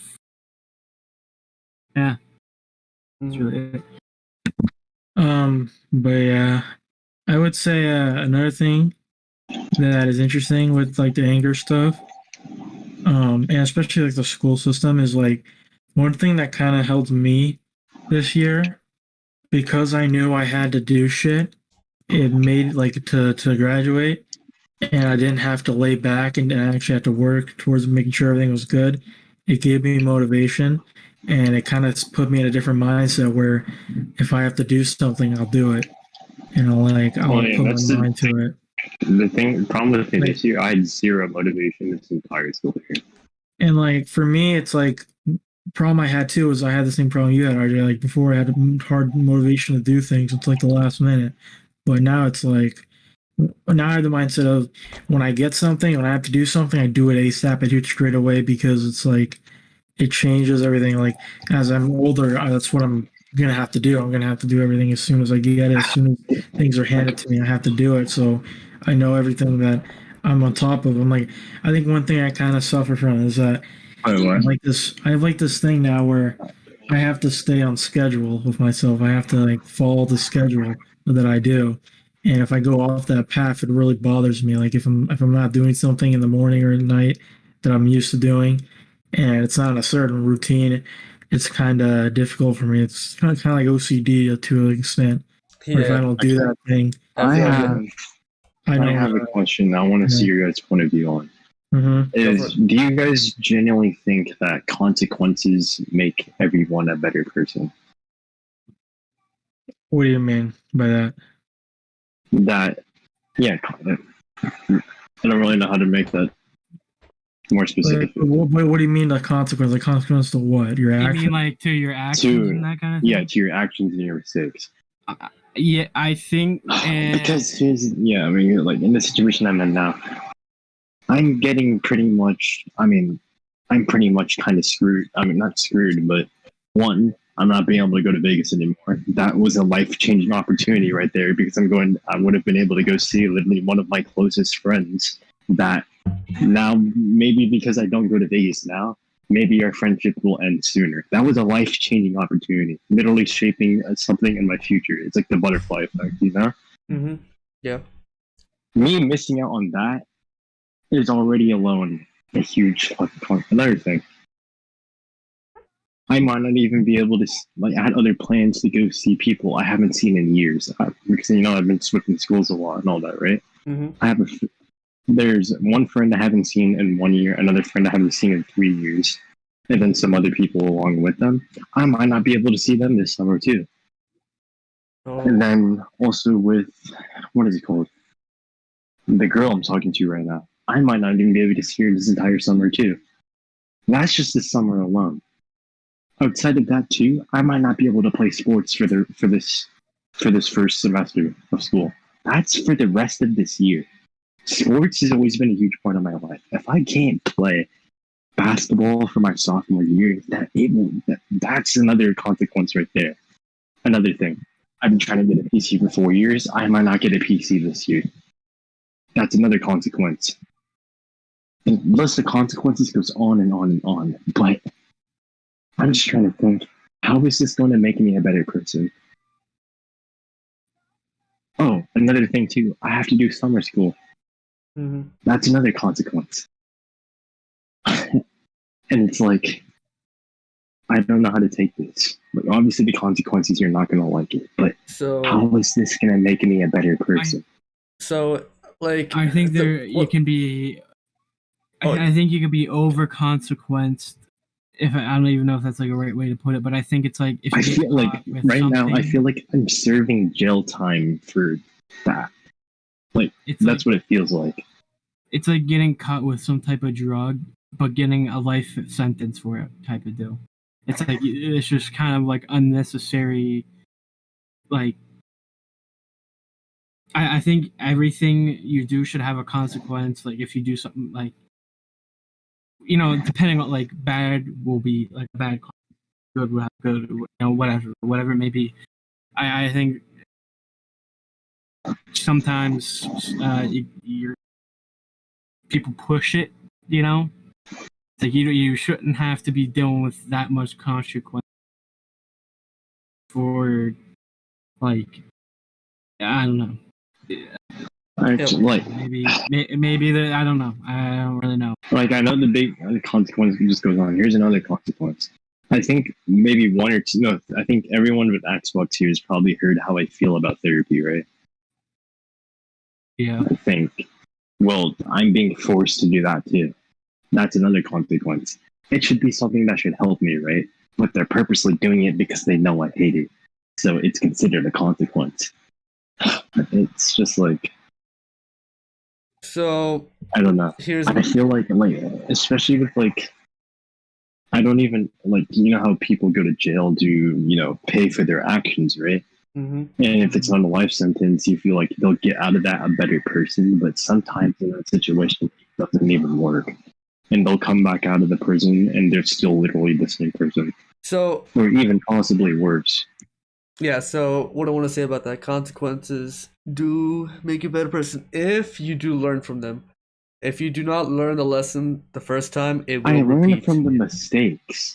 I don't learn from the consequences. One thing I will say, The consequences are just a downs. So one thing I will say though, it'll make you a good father because you know, like, you know what I mean. That is Yeah. true.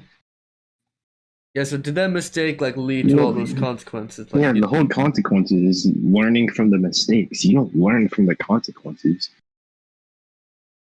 Yeah, the consequences is like, yeah, exactly. I wish they could understand that, but nope.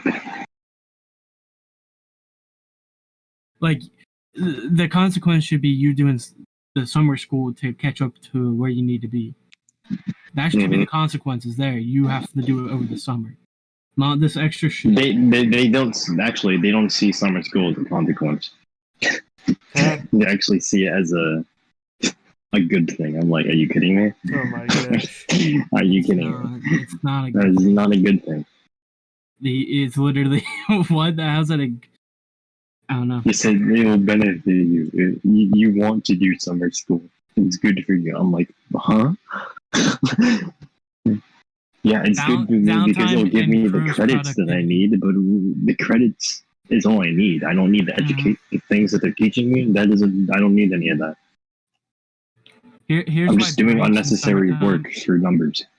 Breaks in like summertime with like schooling and stuff, college or whatever. It's good because the downtime will increase your productivity. That is true. So like you'll come back ready to go for a few months. Then obviously you have some off days or whatever. Then by the time you hit the tiredness of it, you have Thanksgiving break. Then boom, you're back. You're ready to go again. Get into it. Then you got winter break or whatever. Then so on and so forth. So it's important that we have those because it will productivity when you come back. Because you're not so worn out as much as you were when you left. Mm-hmm. Yeah, I know over the summer I've been making some videos which I haven't got a chance to do over like the school days. So me making videos and getting all this Twitch stuff and YouTube stuff all in order, it makes it feel more productive, and like I think very happy about you that. could tell with the list of consequences I just listed off alone is that like all of that pretty much will make it where I'm not going to have a life for the next half a year because they're pretty much turning it off. And the thing that sucks about it is that the pandemic has already turned off most of my life for how long, and then once it comes up, then another thing is turning it off again. It would be one, what is it called? That I've been in a stall and paused point when it comes to gaming. That I've just been waiting.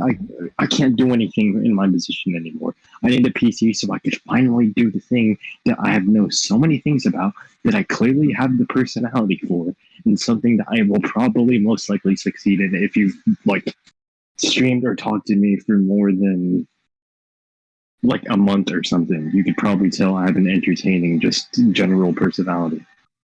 Yeah. I need a PC to be able to do any of that. But guess what? I'm not getting it. So right now, all the things I've been like, gaming right now is a pastime for me, nothing else. A few years ago, I was able to get some side cash and then be a part of things. But unfortunately, where gaming is right now, you can't really do much on a console anymore. So right now, if I can't get a PC, pretty much gaming is nothing to me. There's no use to it. It's gonna stay like that. It's like it's a stepping stone. You can't continue. It's like I'm trying to think of an example I can understand here. It's like let's just say, okay, everyone knows the whole entire situation with Clay being injured on the Warriors. Yes? Yeah. And Curry can't go any more than he has this year without Clay. Just like how Katie. With me, I can't go any further than I am right now without a PC. I've done everything I can on a console. There's nothing else I could do. I've already tried streaming. That doesn't work. Because just unfortunately, I'm not that wealthy of a person, and my Wi-Fi is equivalent to McDonald's ass cheeks. Then the other thing was with sports. Sports has been one of the biggest motivations and things in my life. If I can't do sports, that's like a quarter of my life that's gone there. And then if I can't talk to, the last remaining people. I have a lot of friends, but I don't usually throw the friend word around that much because I only trust a small amount of people. If I can't talk to any of them for another half a year or another year, that's another part of my life just paused that I can't, like, this is what I mean when I'm referring back to, I feel like I'm serving jail time because I can't. Not only am I not allowed to do things, but they're pretty much closing off my life.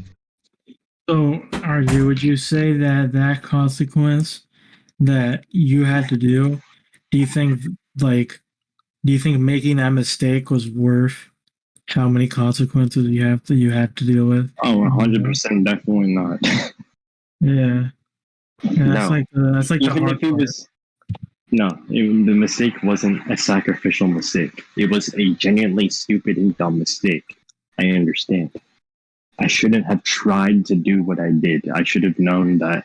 I'm pretty sure there was hundreds and thousands of other students before me that tried to outsmart the education system, but unfortunately you can't.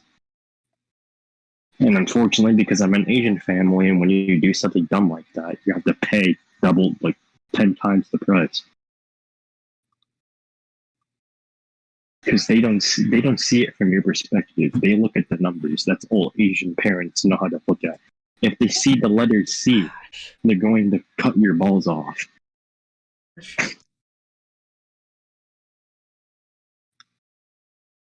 Oh no, I've just been going with the motto, it's your life, so fucking live how you want, man. Here's the thing is, they're not going to be around for... I don't know if that's necessarily the thing. You're not in control in your life. What do you mean by that? How do you... What do you mean by... if he's being strapped down by all these other extra forces that he has to deal with, it's not really living your life the way you want. Yeah, I don't really like. Well, all of us have to go through. All of us have to go through schooling. That's not. I don't get what. That's not what I'm referring to. I'm saying after the fact he's done with school, and when he becomes his own adult and finished schooling, he can do what he wants to do. There's no one in the goddamn world that could tell him what to do, and he has to do it. He can do what he has to do. But and that's what I'm saying. I'm not saying right now because we all have to go through school and we all have to do that. Everyone here has to. Yeah, I mean, yeah. The issue was I tried to have that mentality earlier on, and that's what screwed me. Is that I don't have that option right now to do what I want to do. I have to follow what the people who brought me in. But RJ, you still have a lot of time of it, and the problem is like you have to get through the journey of getting to that state, and that's what the problem is right now for him. It's not what he's going to be able to do in 4 years; it's what he's trying to deal with right now, the current day and age, the present. The biggest issue, I don't know if this is a question you guys have asked yourself in a situation, but have you guys ever been in a situation where you see all these consequences you have to deal with, but you're asking yourself the question: is it worth dealing all these consequences? Yes, I've heard that question many times in my head. Like, is this worth it, or should I just give up now? Like, the thing is, after I get all through these consequences, how am I going to know for sure if it's even worth it? What if at the end of this is just another shit show? That's what happened to me. Well, started this summer. I went through a shit show through December all the way to when summer started. The second summer started, another shit show started. I would say, man, that I'm supposed to be happy right now that I'm going to go to Vegas in 7 days. But guess what? Now I have nothing to look forward to. Listen. What I think is the best thing when it comes to that is, I mean, giving up and still or choosing if you should deal with it. I think the big thing with that is that when you have something that, you have to deal with, and it's hard, it might be hard to deal with, and you always have the sensation of wanting to give up because of that feeling. It's a constant question: is do I give up? Do I let it go and give up? Or do I stay with it and hope for the best in the future? And that's the question you have to ask yourself is do you find hope? And maybe it might not be there, but the slight chance that there is hope in your future, is that slight hope enough for you to keep moving on and push forward? Yeah, I mean, I'm not going to say I don't have any hope right now. There is hope, it's just not much compared to the amount of shit that's in front of me. Mm-hmm. Mm-hmm. Exactly. Well, making a choice is a choice that's not a good choice. Like a video Xbox, and I watched that. I'm kind of thinking in my head is like, I think you definitely are dealing with too much consequence for sure in this situation. summer school is the consequence of the mistake you made rather than whatever else. And sometimes there's a lot of things we deal with that probably aren't worth to deal with, but we have to anyway because that's just what life. The other thing was, sorry for cutting you off, but it wasn't even just the education part of it. It was also stuff outside of it. Obviously, I know there's also problems at home. But they also took like the education part doing poorly personally. And what I mean by that is that they took it as what is it called? That I lied to everyone by not meeting their expectations. That's the way they look at it. Because I didn't meet their expectations, I lied to them. What the? Well, that's their fault for having that expectation in the first place. Now it's like... Okay, now there's a trust issue. This is the reason why there's all these other outside consequences with me not being able to go to Vegas, me not getting a PC, me not being able to see friends.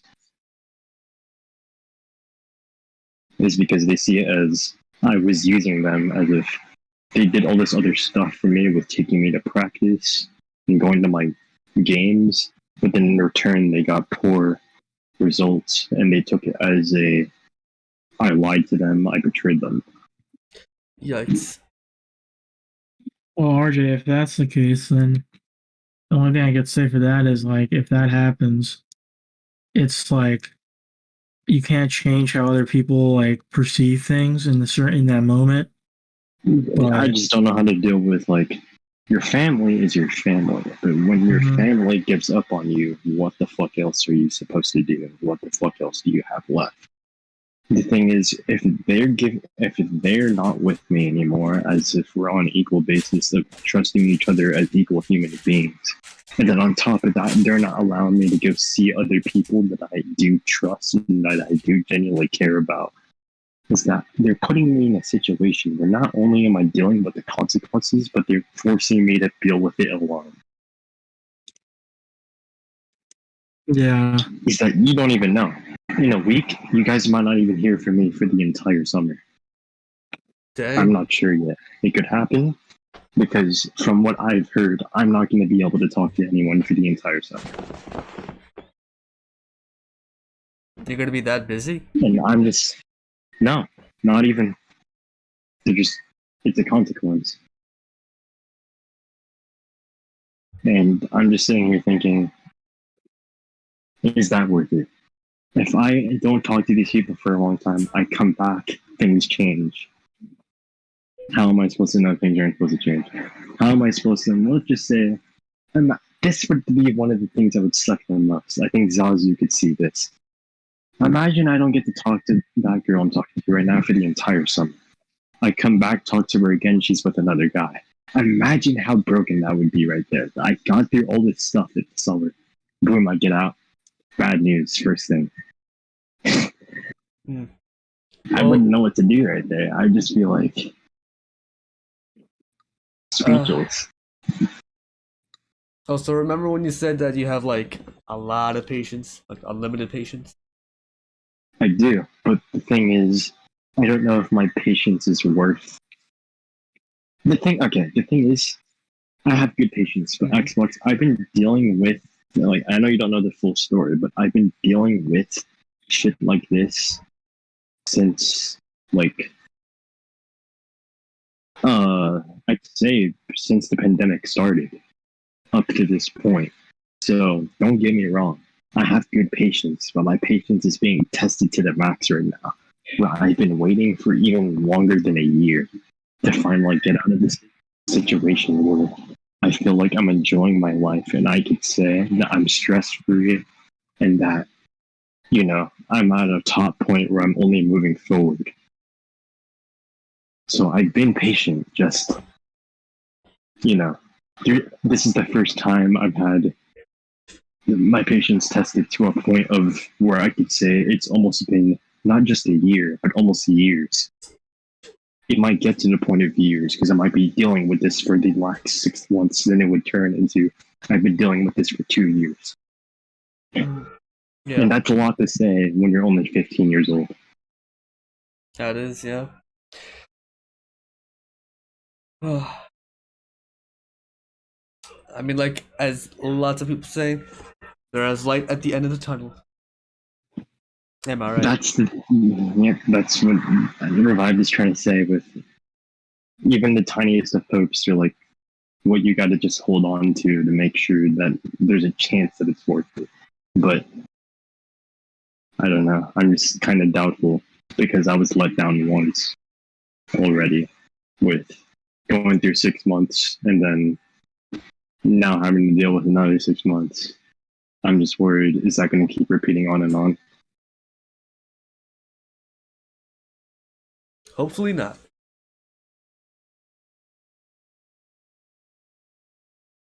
Just gotta wait and see. That I'll say. Like, time passes by fast, and the thing that pisses me off the most is missing on opportunities. Especially one-time opportunities. I don't know if there'll be another time if I could actually go and see Chuck in person again. I don't know. This was the one time that came up, and I literally could go if I wanted to. But then now I can't anymore. Another opportunity with this girl I'm talking to right now. I might miss on the opportunity to actually become more of something else with her just because of what I'm dealing with right now. The opportunity with time is passing by fast. If I had the things that I needed, I could have started doing a content creating career and streaming 4 years ago. Because that was the first time I wanted to get started. Now I'm in my sophomore year of high school. Now, if I wanted to start now, how much longer those 4 years now makes, like, if I started 4 years ago, I could say I have up until the end of high school to do anything I want, okay? That would be, 8 years, right? Mm-hmm. But now that 8 years is just 3 years. Just 3 years. How long have you been on YouTube, Xbox? 3 years. 3 years, right? Yes. I could have been on an 8 when I wanted to get started. Now it's just 3. Just 3. And you still have, like, maybe another 2 or 3 years in front of you. Yes. Me, I don't. It's like, that's something I've been wanting to pursue for so long. But I hate when they say, we support everything you want to do. But this one thing I've been wanting to do, because it's 2021, it's such a huge thing, and I have the talent for it. And I have, like, I think I've told everyone here what my main passion is for a career is entertaining people. That is what makes me the happiest. Seeing people laugh from things that I've said, or seeing people entertained by my content. That's that's my dream right there. Mm-hmm. So yeah, it doesn't have to be streaming. There's other ways to do that too. But that's just like, I just want to start. I want to know that I have a chance. I haven't been given the opportunity yet. I mean, when you're an adult, you can, like, move to flipping LA and or, like, well, you're already in California, so, like, you can just drive there and, like, flipping, LA's a death sentence. What are you talking about, dude? I mean, that's where all the the entertainers are, the actors. Like, who knows? That's RJ could be. because they have money to go there. Yeah, that's is after true. they get to go there. After they get their 60. It's like, also, there's not, I mean, I wouldn't say that. I'm self-confident about a lot of things. I'm self-confident about sports. I'm self-confident when it comes to, like, anything gaming related. Another thing I've always been self-confident about is really, like, the talent and the amount of ideas I've had when it comes to, like, content creating and streaming. And I hate the amount of, like, disrespect I've gotten with just, like, within the Zombies community alone, with everyone treating me as, like, it's nobody. It's happened so many times. It happened in Z4C2 so many times. with people. I'm not going to say names because, you know, this is not for this podcast. But there were just people, you know, treating me like I'm just another person or someone with like no actual. Yeah, I think you know what I'm trying to say. Yep, and I know who you're talking about. And it sucks because I know myself. Maybe others might see, maybe no one else sees it. But I know for damn sure, like, there's so much I could have done. There's so much I could still do. And it'd be so impactful on me and others. And it sucks so much that I'm not getting the opportunity. It's like, I feel like I have wasted potential. Well, you're still pretty young. Like, when you're an adult, who I'm knows? pretty young, but it just like, I feel like time is going by so fast. It's like, I'm 15 now. I'm gonna be 16 already next year. I have a driver's license, get my first job. Huh? Bitch, you said, bro. Yeah, perfect. Take your big dream and you stuff it right the fuck up your ass, you Victor. You ruined What the heck? Oh, is that what's his face? Is that what's his face? Christian Wallace. He's an NBA player. ex-NBA player. Is the game over here? Yeah. Yeah. Wait, how'd it end? KD had a shot. He airballed it. Airballed a three. So Milwaukee won? Yeah. Oh, and Hardy's an asshole. I He sound just like wants Michael Harden to say Rappaport. nothing to anyone. He acts like he's supposed to win. He's never won anything. Who, Harden? Yeah. He just so there was 0.3 seconds left. KD airballed it, 0.3, they stopped to inbound it. Well, they inbound it. Harden actually pushes Lopez. So they have to actually come back on the court. But he already walked off the court and went to the locker room. Didn't say anything to anybody. Oh, he pulled a LeBron? Yeah. He acts like he was supposed to win. At least LeBron's won many times. That fucker's never even won anything. He acts like he's supposed to win every time. So the score was... What was it? Here, I'll show you that. Here. You guys can keep going. Actually, you know what was lucky? PJ Tucker fouled out. I forget how much time left. So they had to put Middleton on KD, which actually during crunch time is better because he bothers him a little bit more with the shot. Anyways. Like Tucker's good most of the game, but then when it's down Bro, to like RJ's mic is so you know, loud I can't hear you, I Zazu. can't hear myself think.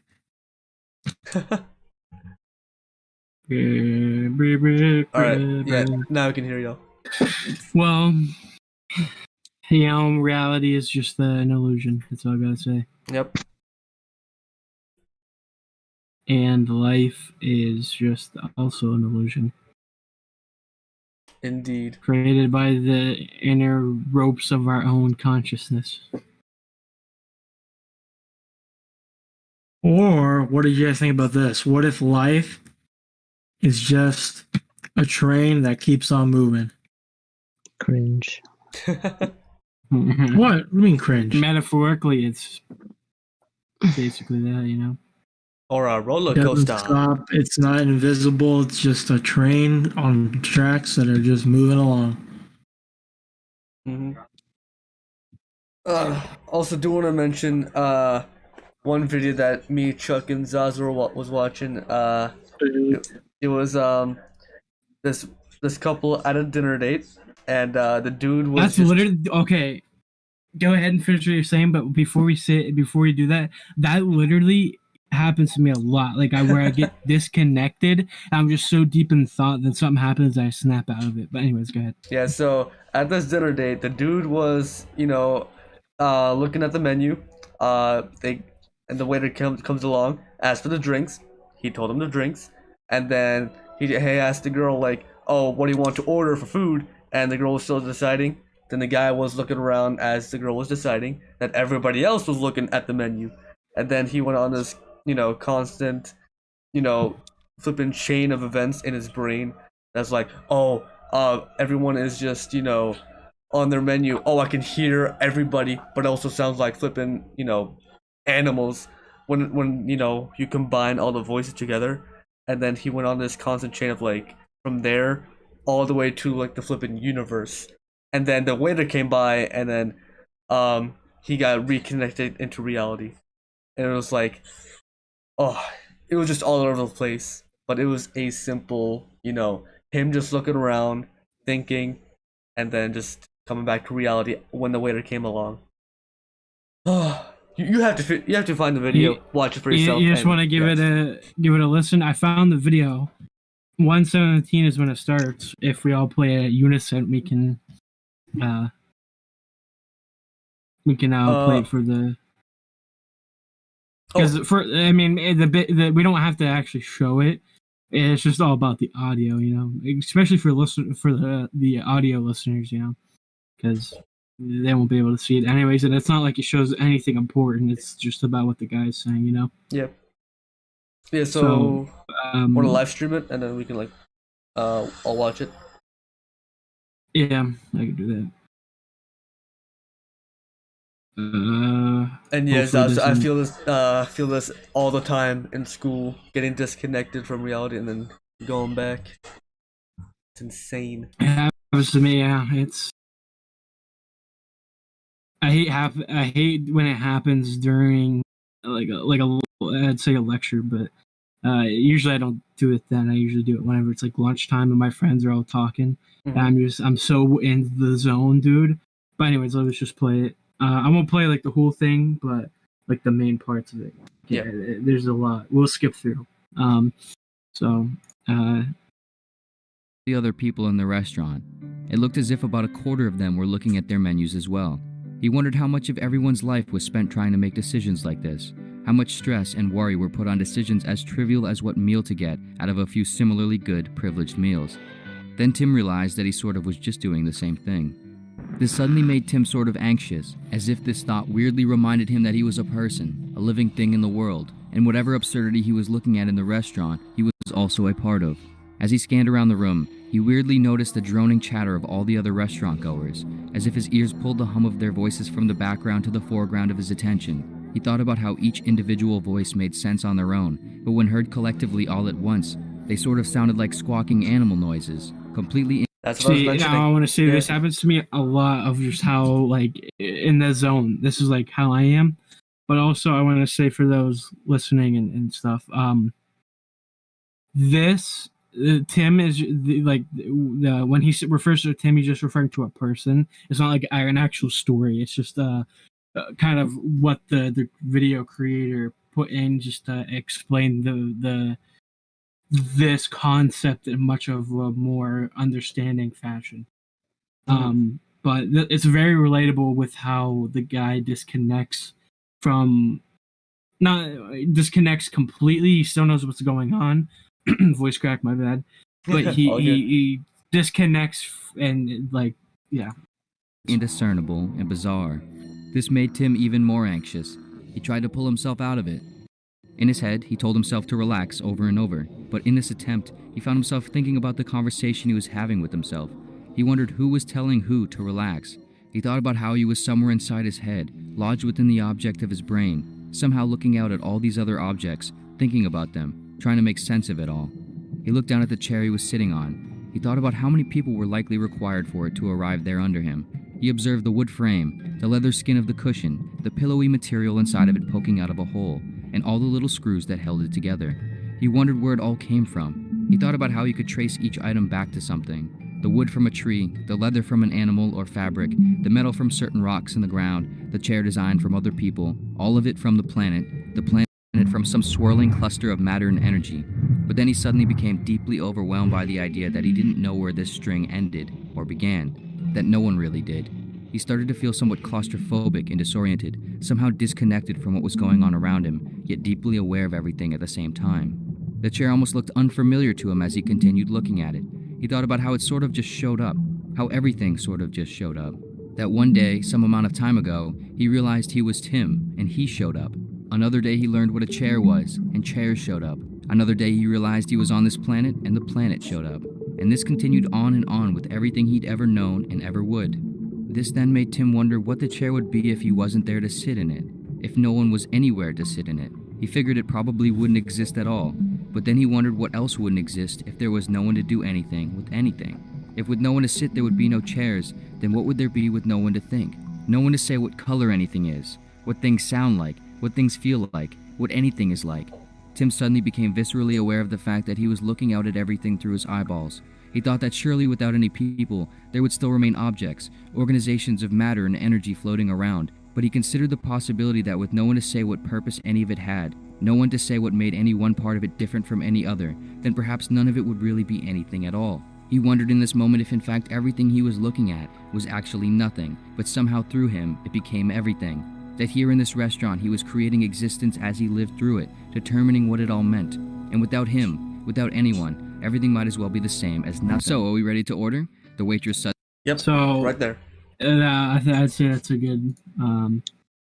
The rest of it is just about him snapping out of it, and anyways. So it's very interesting because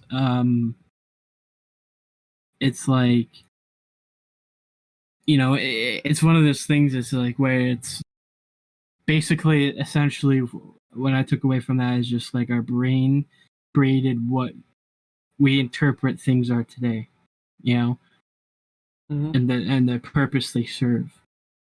And it's like, without us, then what would it be? And or like the colors that we like, what colors would be? You know, yeah, it's very interesting. And we formulate a lot of what we perceive today with our own minds. So I think everyone's just in shell shock from that video, I think. Dude, it's just it's so relatable, but like it's so true, you know? Yeah. There's another good one we can watch a piece of, like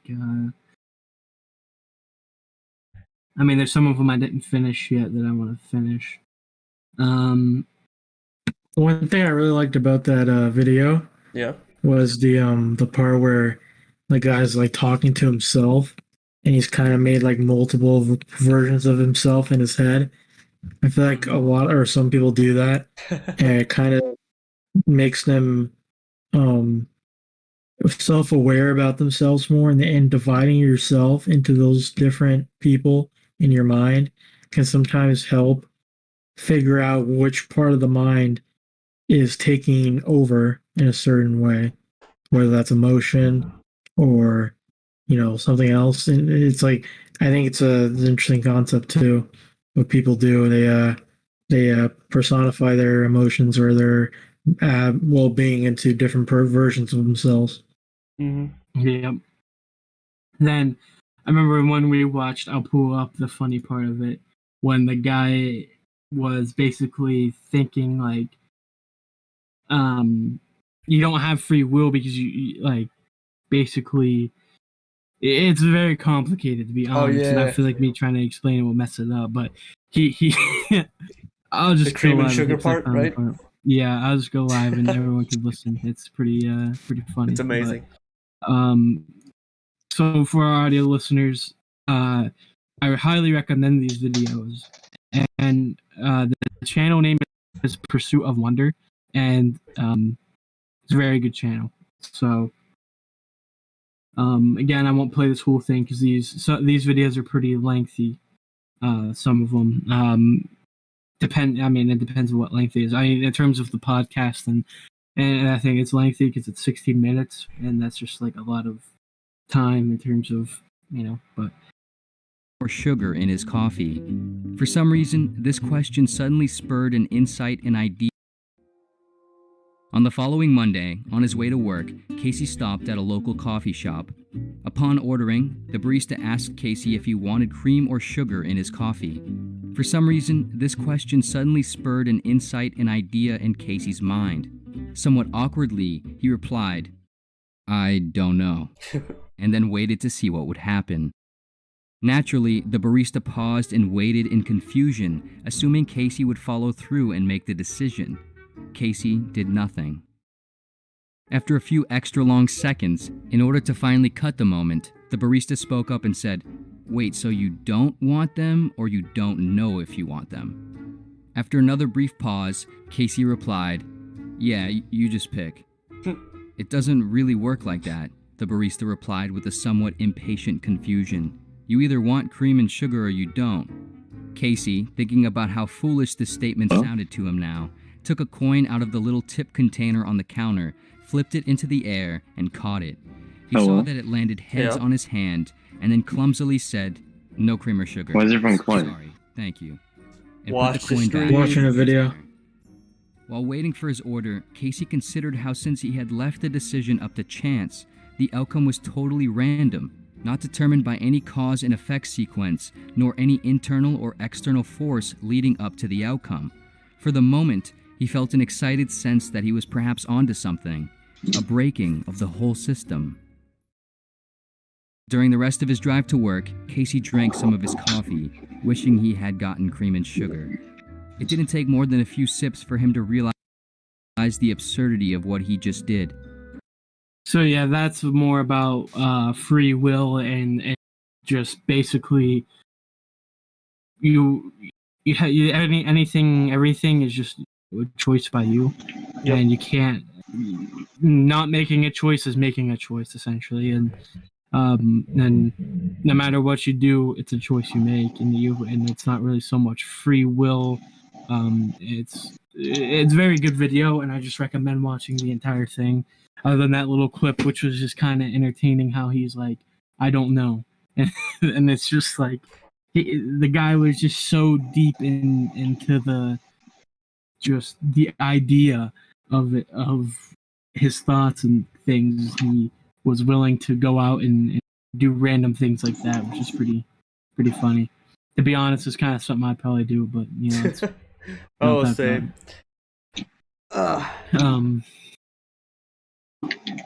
Yeah, so the channel's very interesting. Gets you thinking about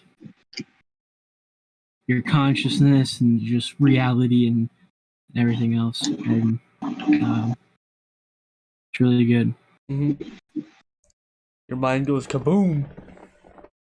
And there's one interesting video I see now. It's like we're all made by accident, all by accidents. I mean, yeah. Yeah, there's a lot of interesting videos. I'd love to watch them on the podcast, but they're quite long, like the ones that I wanted like to watch. But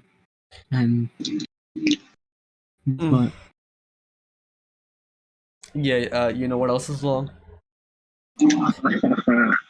the universe. Mine. Yes. Yeah. Yeah, RJ, you're gonna say the same thing, right? Yeah. I like it. Yeah. Good. We need help.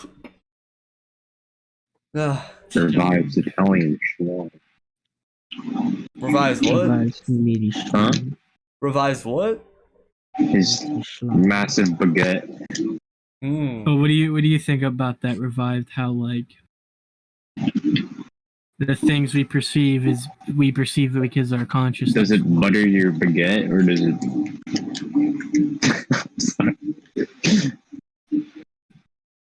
Revive? Sick. Sorry. If I'm being completely honest, I don't like. I feel like a lot of people don't really think about. Well, I'm not gonna say a lot of people. I don't think about that stuff, to be honest, because it honestly just like it's so convoluted. There's not like a simple answer that you'll just be stuck there thinking about that for like fucking years until you finally realize like what the fuck am I thinking about? It's like an endless loop of like what the hell, and it's like it's hard to fucking. Like I feel like a lot of people, when they think about something, they want to find a resolve to it, and if they don't find a resolve to that, what they're thinking of, that question they're thinking of, or that solution, that their mind goes into like a 5,000 thing spiral, just like thinking about different things. And at least for me, it's like hard to, at that point, it's like hard to get out of that. So it's like kind of hard for me to really think about that stuff without turning it into like a fucking non-stop like thought process, if that makes sense. Yeah, I think the main problem is like it's the main source of it is our consciousness and mind, and that's why it's like that's where the sources come from, is that. And but yeah, it is very very. I just love thinking about that stuff, and I know not everyone does, because and it makes sense, but yeah. Mm-hmm. Yeah. I also remember DMing Zazu about like what was it? My thoughts. Yeah, and I described that as passing clouds. Like, oh, some can be light, some can be dark. But you are not your thoughts. Thoughts are made up of nothing. You are the observer of thoughts, and you're just the cloud watcher. You're not the clouds. You're the cloud watcher. You know what you mean? The only way you really become your thoughts is if you act based off the thoughts that you have. That is true. But like, I'm talking about like the negative ones. Well, Like, I know what you mean. Though. yeah. You mean I was just saying, like, the only way you become your thoughts is if you act on them. Mm-hmm. Like the bad thoughts is maybe killing someone. Then Yep. that's a dark path that we don't have to talk about. But Of course, Zazu would say that. You psychopath. I think a lot of people, think about, like, boy, would I like to fucking bunk him on the head with a bat, but we don't actually go through with that because, that's just not something people go through with, because humanity and just morality and all that kind of. It's very interesting. Yeah. And we all come from one source too, which is the universe. We're all made up of particles and the atoms, and all those things. And the only reason we're those is because the universe is also like, so we all see these beings, but we're also deep down, very down in particles and atoms of those the very universe is made of. Yep. And from that, we're not very different from, it's weird. Like imagine the universe has its consciousness. That would be interesting. All right. It's like, yeah, I don't know, but yeah, it's fucking. Is there any final thoughts though? I mean, Raccoon's Eat in my chat says, "Tell Revive he's gay for me." No, he knows that himself. It's okay. Oh my gosh. So songs of the week. Let's do that before we wrap anything up. Oh yeah, songs of the week. Song of the week for me. This is gonna be a tough one, man. I'm pretty sure y'all could guess mine, right? Jack and Rose. Correct. Mine, dude, this is really tough. Jeez, man. I'm gonna have to just go with this song here. Yeah, also do want to mention that me, Robin, Yusha, and Zazu, we were the ones, I'm pretty sure someone else joined as well, but we were watching and reacting to Lonely Mailbox's new song, and man, y'all really bombed him on that auto-tune, bro. I thought he was actually, really cool with that. I don't think it's like, it's not bad. I just don't think he's using it and he doesn't need to. Okay. Yeah, I'm gonna have to agree with that one. He used it a lot. He's using it and he absolutely doesn't need to, because his voice is perfect on its perfect in my perception of perfect. Well, his other song too, I forgot what song it was, but he had another song where he didn't use any or used very little, and it was just fine. Summer Nights. His natural like voice every other North song. Rises. I think every song. And here's the thing, right? Here's the thing I've noticed too about some music, Zazu, is that you can use a little bit of auto-tune in certain areas, like in certain, like, how do I say, in pockets in a song. So how I look at music now is I literally analyze a lot of part of a song, and when you create pockets within the song, and that's where you place things like a tiny pitch of auto-tune, and you kind of layer it, kind of like how you would layer, I don't know, any type of thing you're editing or like something like that. It's like those pockets are what you use in the song to keep people interested and invested without them losing focus. But at the same time, when you have a straight line of all auto-tune or all one thing, and there's not really any switch up or any difference between it, that's what kind of creates a, I guess you could say, in a broader term, not harshly, but like it's kind of a lazier track where it's not showing a different direction, different, a different type of flow in a song when most of the song is the same frequency and the same, pitch and same, using the same thing the whole time, if that makes any sense.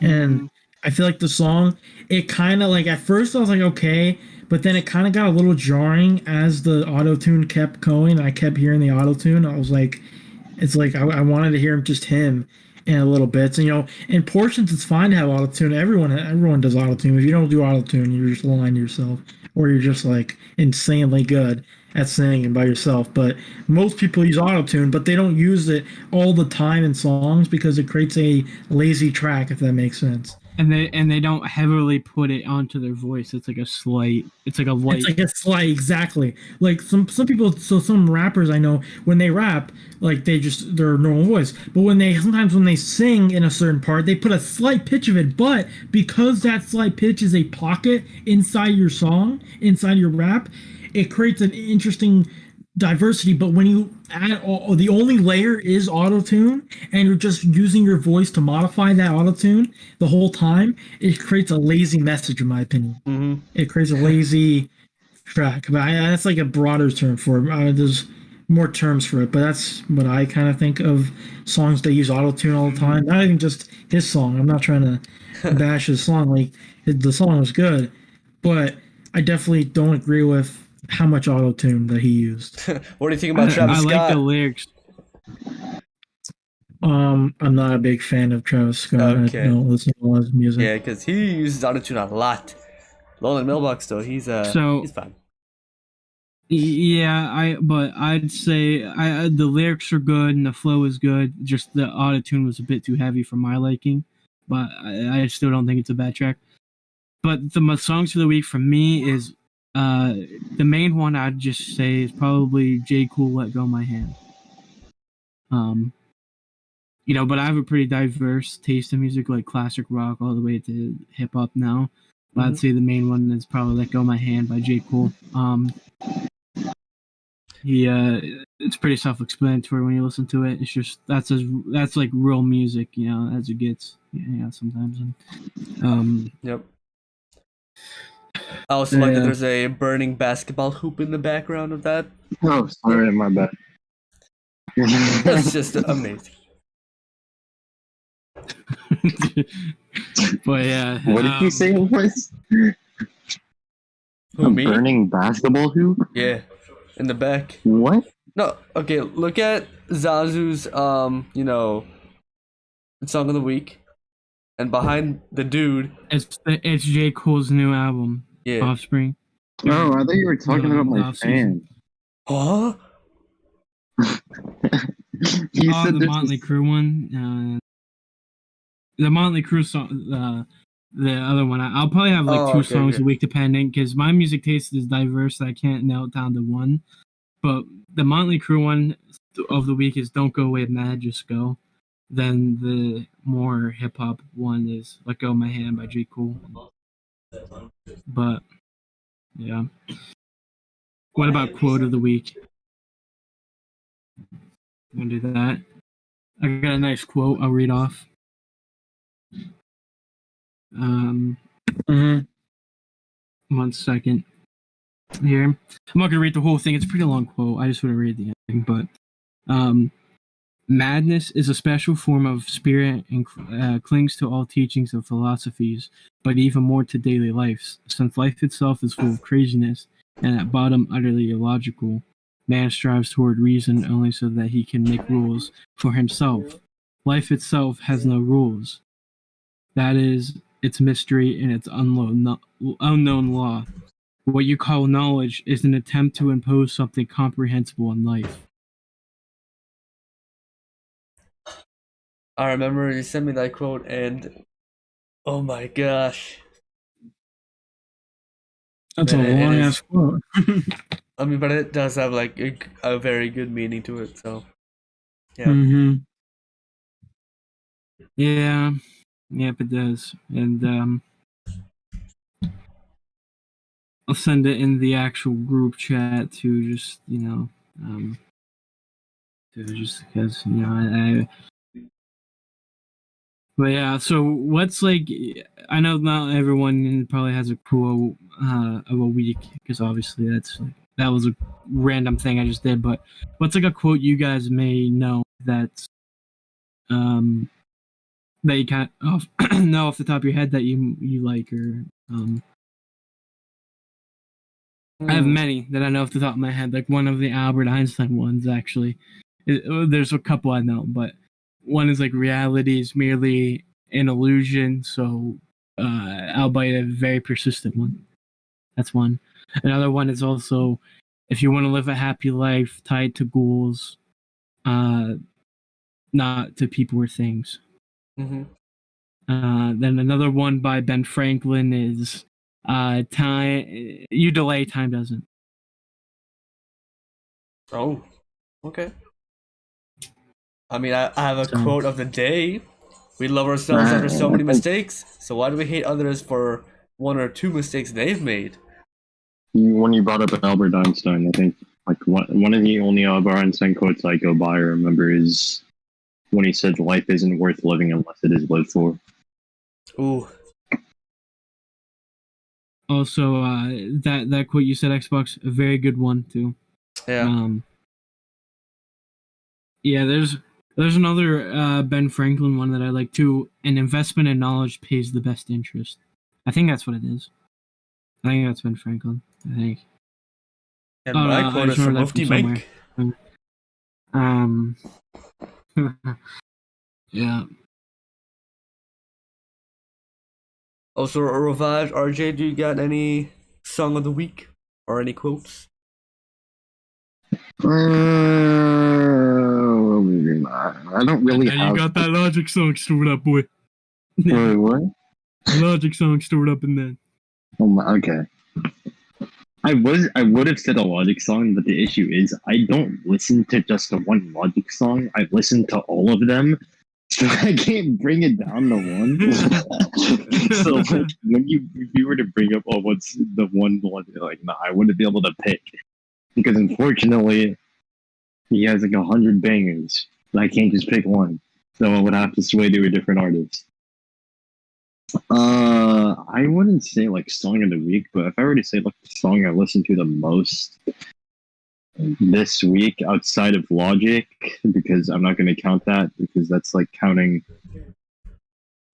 It's like Stephen Curry's 3-point percentage compared to everyone else in the NBA. Well, RJ, with that comparison, that's not fair because Stephen Curry doesn't have the highest 3-point percentage. Shut the fuck up! That's No the one whole asked for your point. opinion. You're like it's like Logic compared to NF. But no, what you just said? What? What the fuck? You done yet? Okay. I think probably. Okay, actually, if I were to pick 3 from 3 different artists, okay. From J. Cole, I think my most listened J. Cole song this week was Deja Vu. So if I were to pick one from Corday, it would have been Lost and Found. That's a good one. And then for the Logic, if I were to pick, just let's see. Let me just scroll through the list and see which one. I was a lost boy and I'm found.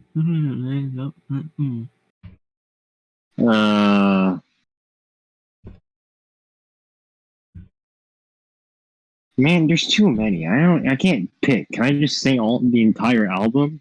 Sure. Yeah, what about that? Let's just do it. So what album? Well, most of the songs I listen to from Logic, like most of my, I guess if I were to say my most listened songs from Logic, they're all mostly from the No Pressure album. Yeah. If I were to say the most listened to, I listened to all of them songs, but I'd say probably the best album, my favorites from all of his albums, from No Pressure. Yeah, it's a very good production. What about you, Revive? What's your favorite? What's your song of the week? Any song from NF. Joking. Actually, it's Peaches by Justin Bieber. What? Blast Off is a good song, but I know that was last week's song of the week for you, which was might have been mine too. I don't know. Yeah. Blast. Gosh, I bleed out. See, I would say it, but I just don't want to say it. So yeah. Hey, Revived. Raccoon G in my chat loves NF. Wait, what's that one song we showed Xbox the other week? Okay, I'm just gonna set the record straight. I'm being 100% serious here. NF is seriously not a bad artist, and I don't know why. He's not a bad one, but he's not a good one either. All right, what'd you say before, RJ? What was that one song? Sean. Shut up. What did you Justice, you're annoying. Revive should be the song. You know what, Zaz? How about this? How about I send you what that song of the week is, and you'll see it. Yeah, I genuinely am curious. Like, I'd like to know this. Even when it comes from Zaz's mouth doesn't mean I'll still make fun of you. No, he's not gonna say it. So that's the well, he'll know.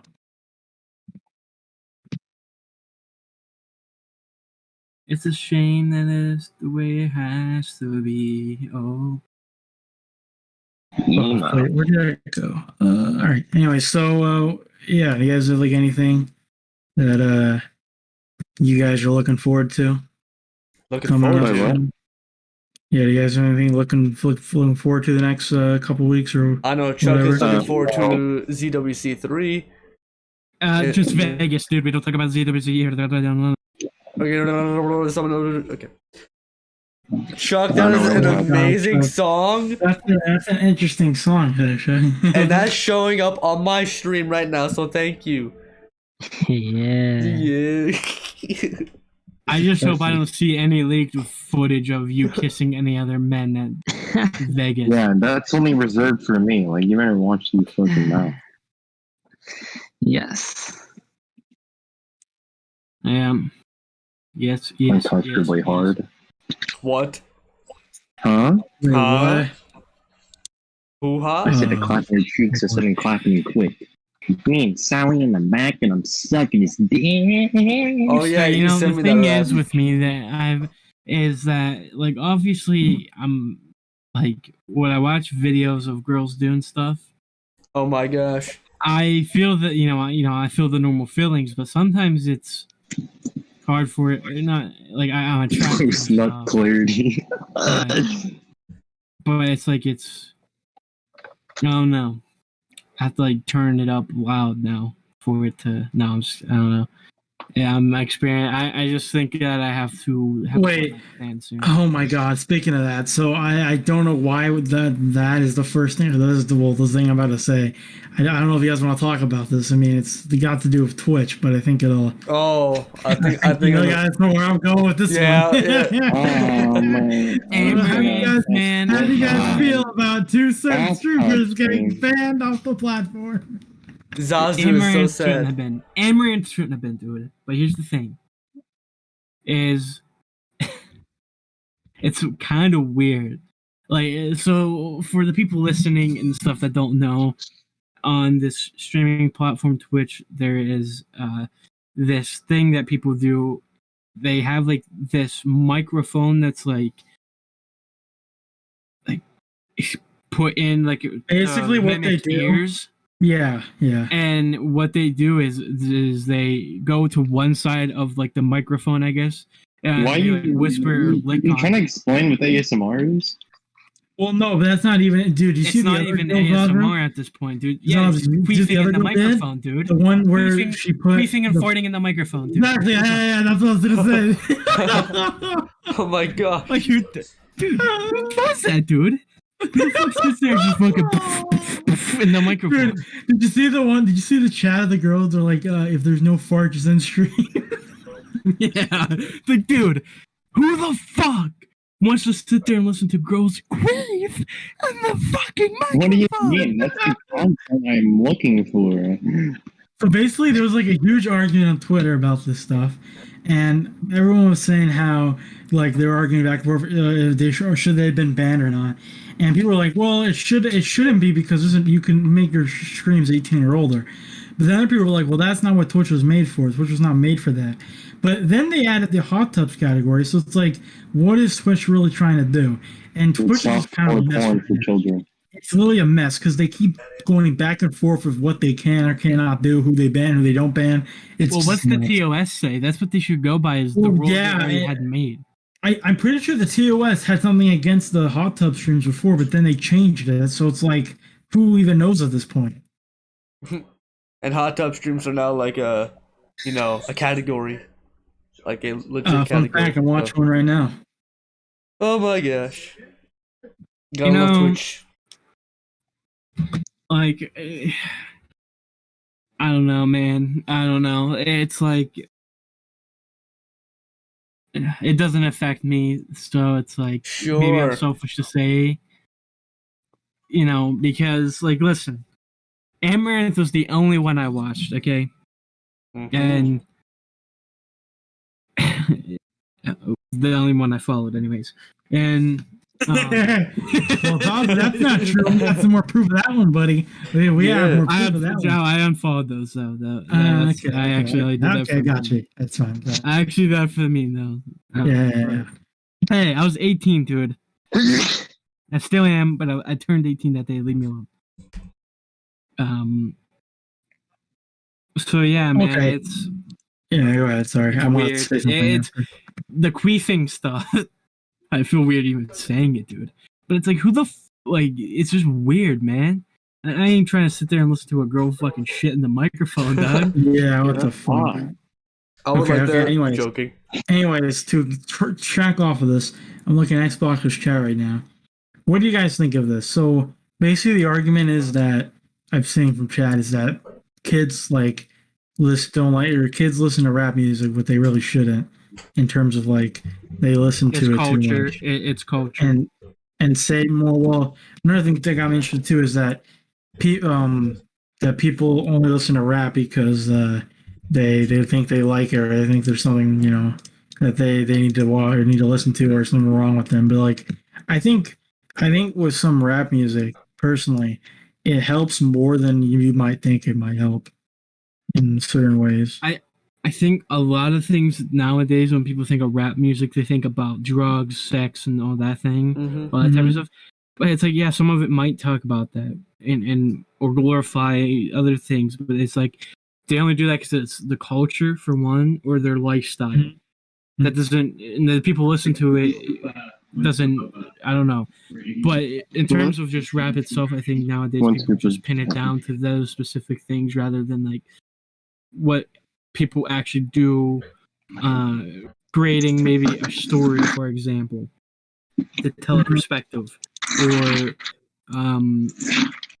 or just a bunch of other things, really, just like with how you deal with emotion or just mental stuff, or there's many things I could say, and it's just like, I think when people break it down to just one type of thing, I don't think it's really a good thing.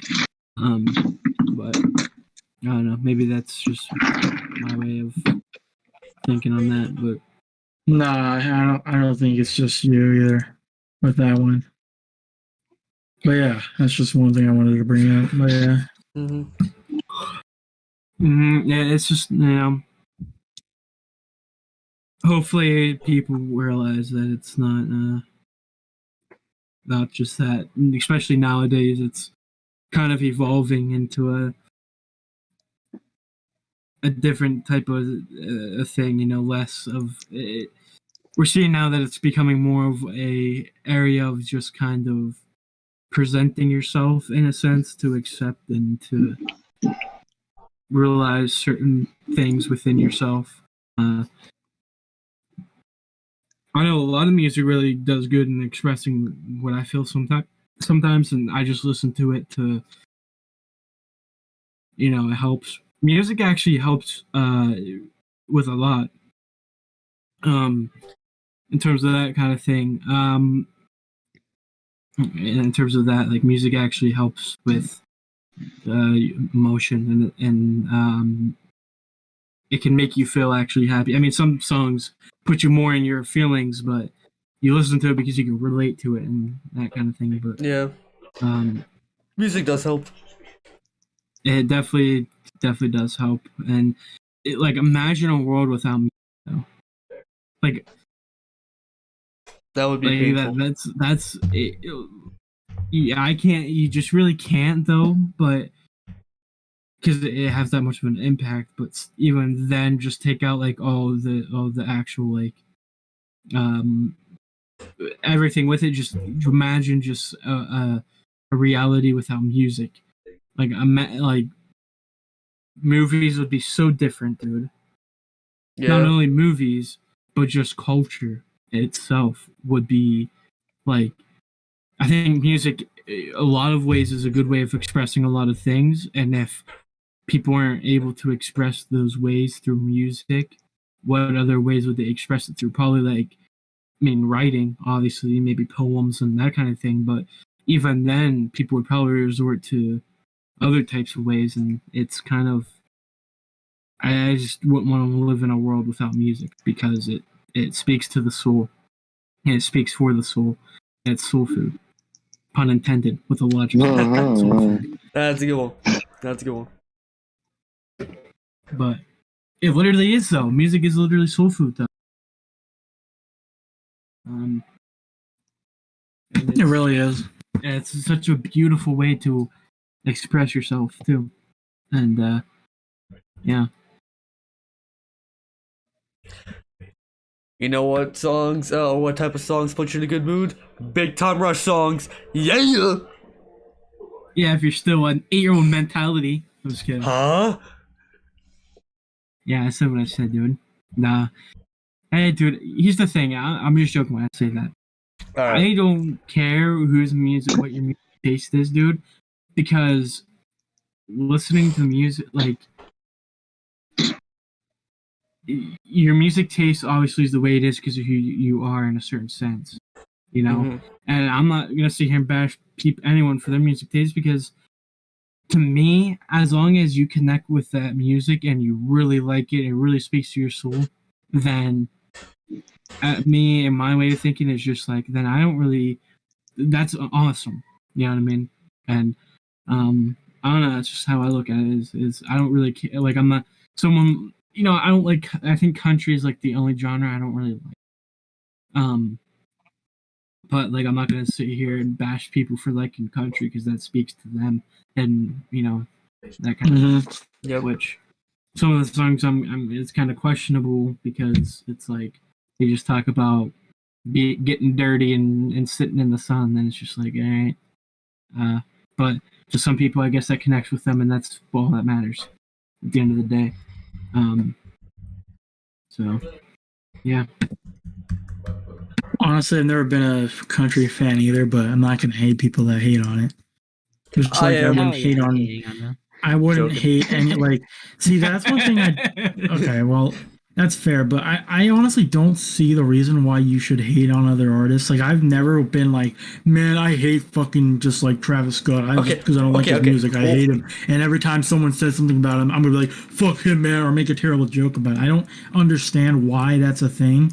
Like, I get you may not like something, but doesn't mean you have to joke about it or like call it trash every time just because you don't like it. It's like, people like their own things. I don't like, if I don't like a song, I'm not gonna go shit on it. I'm just gonna be like, okay, well, I don't like it because of this or this, and then I move on from my life. It's not something that you constantly have to say over and over. Yep, all artists, with the exception of Cardi B, because she is just Yeah. Check, imagine Hey, reviving. dude, play that in the clubs, dude. That would pop.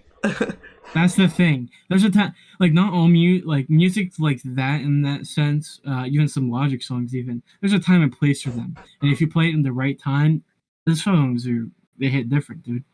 Nah, I just leave the place if they play that song. Exactly, Yeah, Chuck. well, Yeah, we leave it That's together. just your type of person, but If I hear an NF song, you'll be like, oh, that's a sign to leave. Alrighty, boys. Looks like it's my time to leave. Time to with pack me, our though, bags. something I'd I'm like not to supposed to be say here. is I don't understand why Logic is hated by a lot of like not hated by mainstream artists, but I don't understand the hate for the dude in general, or just a lot of just some of the mainstream people even hating on him. I don't get that because, like, I don't understand. I mean, obviously I know not good. Obviously, like I know that, and I say that as a fan of Logic, but even then, it's just like I feel like a lot of people have their moments where they're kind of experimenting or trying something that they might be inspired of at the time, but that doesn't mean that they're terrible altogether.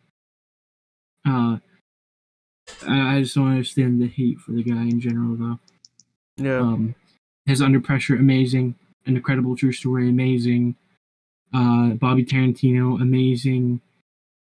I know it's not anything crazy, mind-blowing, but still not exactly about that. I still just don't understand the hate for the dude. But I think a lot of the mainstream hate that from bigger artists, from artists, I guess, in mainstream and stuff, probably do it out of jealousy. But even then, why would you want to hate for that? Why would you want? And you know what's funny, Zazu? Most of those people that are hating on it are the same people who rap about fucking the same thing over and over, like 5,000 times, and just like about drugs or whatever it is. Like it's the same people that do that.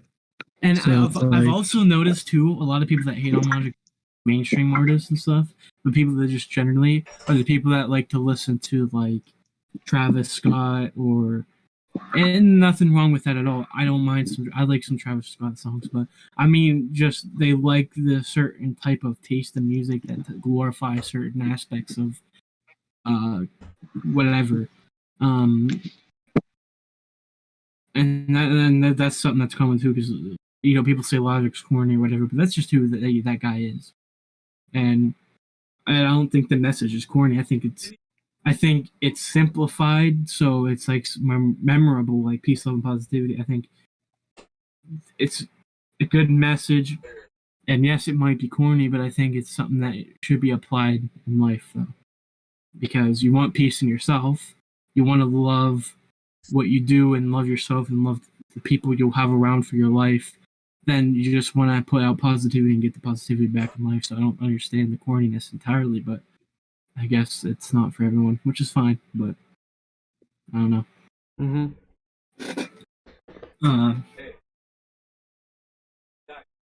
But yeah,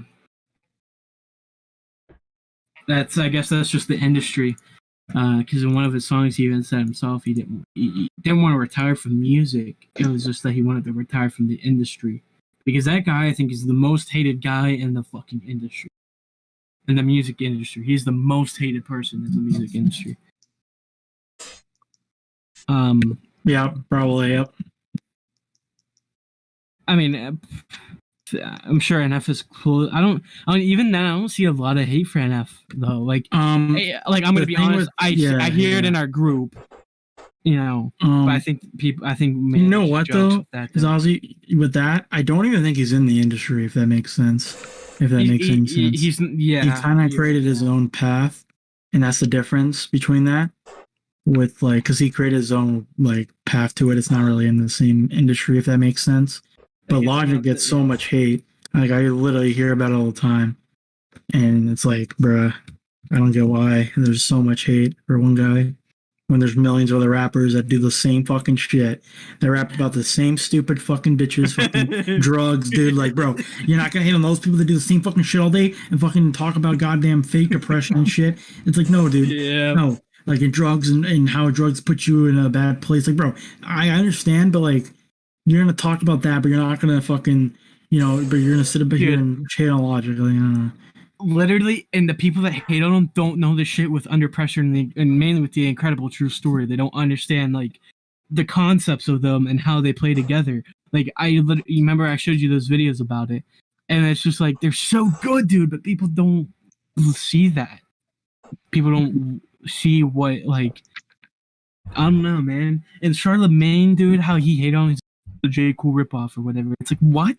He like listen to J. Cole and listen to Logic. Obviously, Logic is deeply inspired by J. Cole, and it's obvious in some songs, and also Kendrick Lamar, like obviously. But it's like you can't sit there and just say like he's doing his own shit, dude. it's like making a reference to another artist and being like, "Duh, it's just fucking copying, man. Whoa, like, come on." Like, dude, that's not how that fucking works.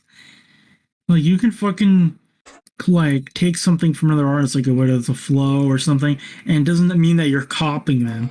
You're just like, you're being respectful to them, and you're showing your respect to them that way. And people are like, "No, fucking stupid." Like, nah, dude, it's a bunch of crazy shit.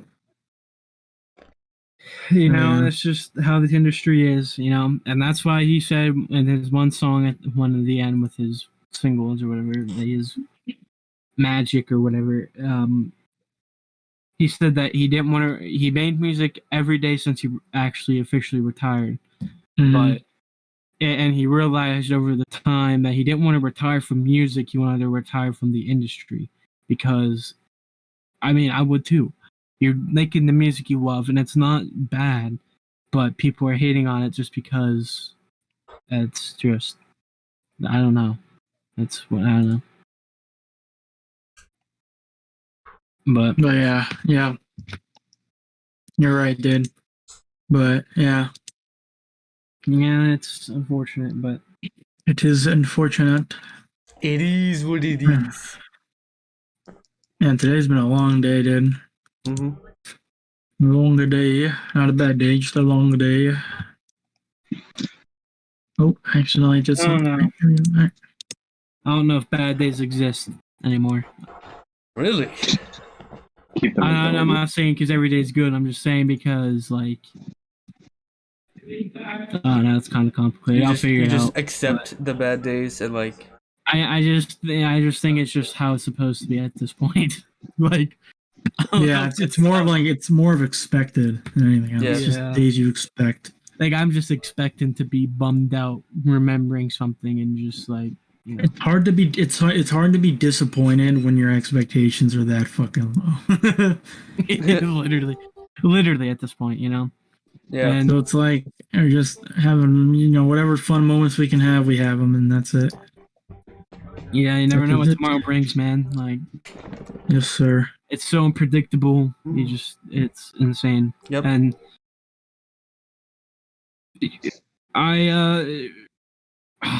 there was something I want. Oh yeah, so we're finally getting all of the episodes on YouTube. In fact, I think after this episode, all of the episodes will be finally up on YouTube. Yeah, Then got on 4 and YouTube. 5. Actually, they're up right now, and then this one will be live. So this one will just go on after. So that's good that they're all up on the YouTube now. Pretty sure. Yep. I don't see them all. I think they're up privated, which is good. So it stays in order as well. But most importantly,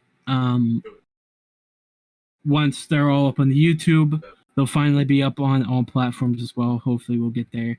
This is another accidental 3-hour episode, but it's fine because there was good discussion. And here's the thing: is I know not everyone will be able to sit down and listen to all 3 hours, but at least they have something to listen to throughout the week leading up to the next episode. That is Then true. they can kind of listen to pieces of it throughout the week again.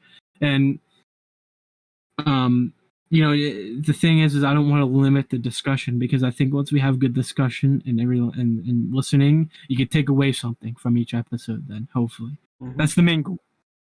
Main goal is people can take away something from the episode and maybe apply it and helps them better their life in a certain bad situation or just a situation that might find themselves in that they can relate to. And yeah, so That's just what I want to say with that. That's. But yeah. Any other final Yes, words? Ooh, I got something. Instead of resisting what's going around you, learn to accept them. Yeah, exactly. Don't be mad and don't the things that you can't control in your life that are happening and you don't want them to happen but you can't control them, you just gotta accept it. Yep. And Yeah, that's yes. And they're not worth worrying about. Things you can't control, you cannot stress about it. That's what I've been going by. And things will happen, man, in life, and you just gotta learn to ride with the wave, and you'll figure it out. We all figure it out. That's what we are. That's who we are as humans, man. We figure out the problems we face. Yep. And some problems may take months to figure out, and that's all right. It's okay, because that's normal. But just you can't give up. And a quote that another quote I want to say too is that sometimes you just have to have faith, and I choose to have faith because without faith I have nothing. Ooh, that's good. And that's all I have to really say. Don't lose hope, because everything, all the bad you're feeling now, it's only because you're gonna have a better future from it. You're gonna yes, sir. Understand it. You're gonna become stronger, and that's something I'm learning and dealing with each day of my life as it comes and goes. And I hope I become strong enough to be able to talk about it in future episodes. And but I know I'll figure it out. And, I just yes, hope, sir. it works out. That's it, and that's all you can do. So I choose to have faith, because without faith you have nothing. That's it. Yep. Well, yeah, I think this is a good podcast. Yep. Overall, another successful podcast. 3 hours. Yeah. All right. Yeah, just one thing. So what we're planning to do next week is we plan to do a pre-recorded podcast, because 2 of the members won't be here, and we just don't want to do a podcast again without a good chunk of people here. So what we'll do is we'll try to pre-record it. But thank you. Sean Clark left a while ago, but Clark had some interesting discussions at the beginning and a lot at the end. So yeah. Yeah, and with Clark joining, I really appreciate that, because he's a really good dude. Like, he's probably one of the greatest guys I've ever met in my life, and he's just really funny. And he really can just make it a good bad day good sometimes with his jokes. Yep. And whatnot. And on top of that, it's just it's just incredible watching him pursue things in life that he's always wanted to do. And on top of that, we didn't get into everything we wanted to get into with this episode, but he's way late for him. He went to bed at 4 a.m. Yeah, I was like 4 a.m. Stayed up that late. So dude, fuck time zones, dude. Imagine how easy it'd more be if there wasn't time zones. Literally. Everything would be so much easier. Oh yeah. It was fun. It was definitely fun though to have him. Yep, totally. We wanted to get into some life experiences with him, because he has some funny shit that's happened to him. But we unfortunately weren't able to get around it because of time zones. But yeah, it happens. And the fact he stayed up that late because he wanted, because we wanted him on, obviously, and the fact he was willing to stay up a little late than he normally would, because for us, essentially, he's a good friend, dude. Sean Clark is a good friend, and he deserves a lot more than what he's been getting. And it's really, sometimes it's hard to see that he doesn't get enough recognition for what he's been doing for people behind the scenes that people don't notice, but one day he will get the recognition for the shit that he does for people. Yep. And I'm saying this without like any strings or anything, but I think that he was kind of screwed over recently, but that's just me, I guess. Yeah, but you know what, dude?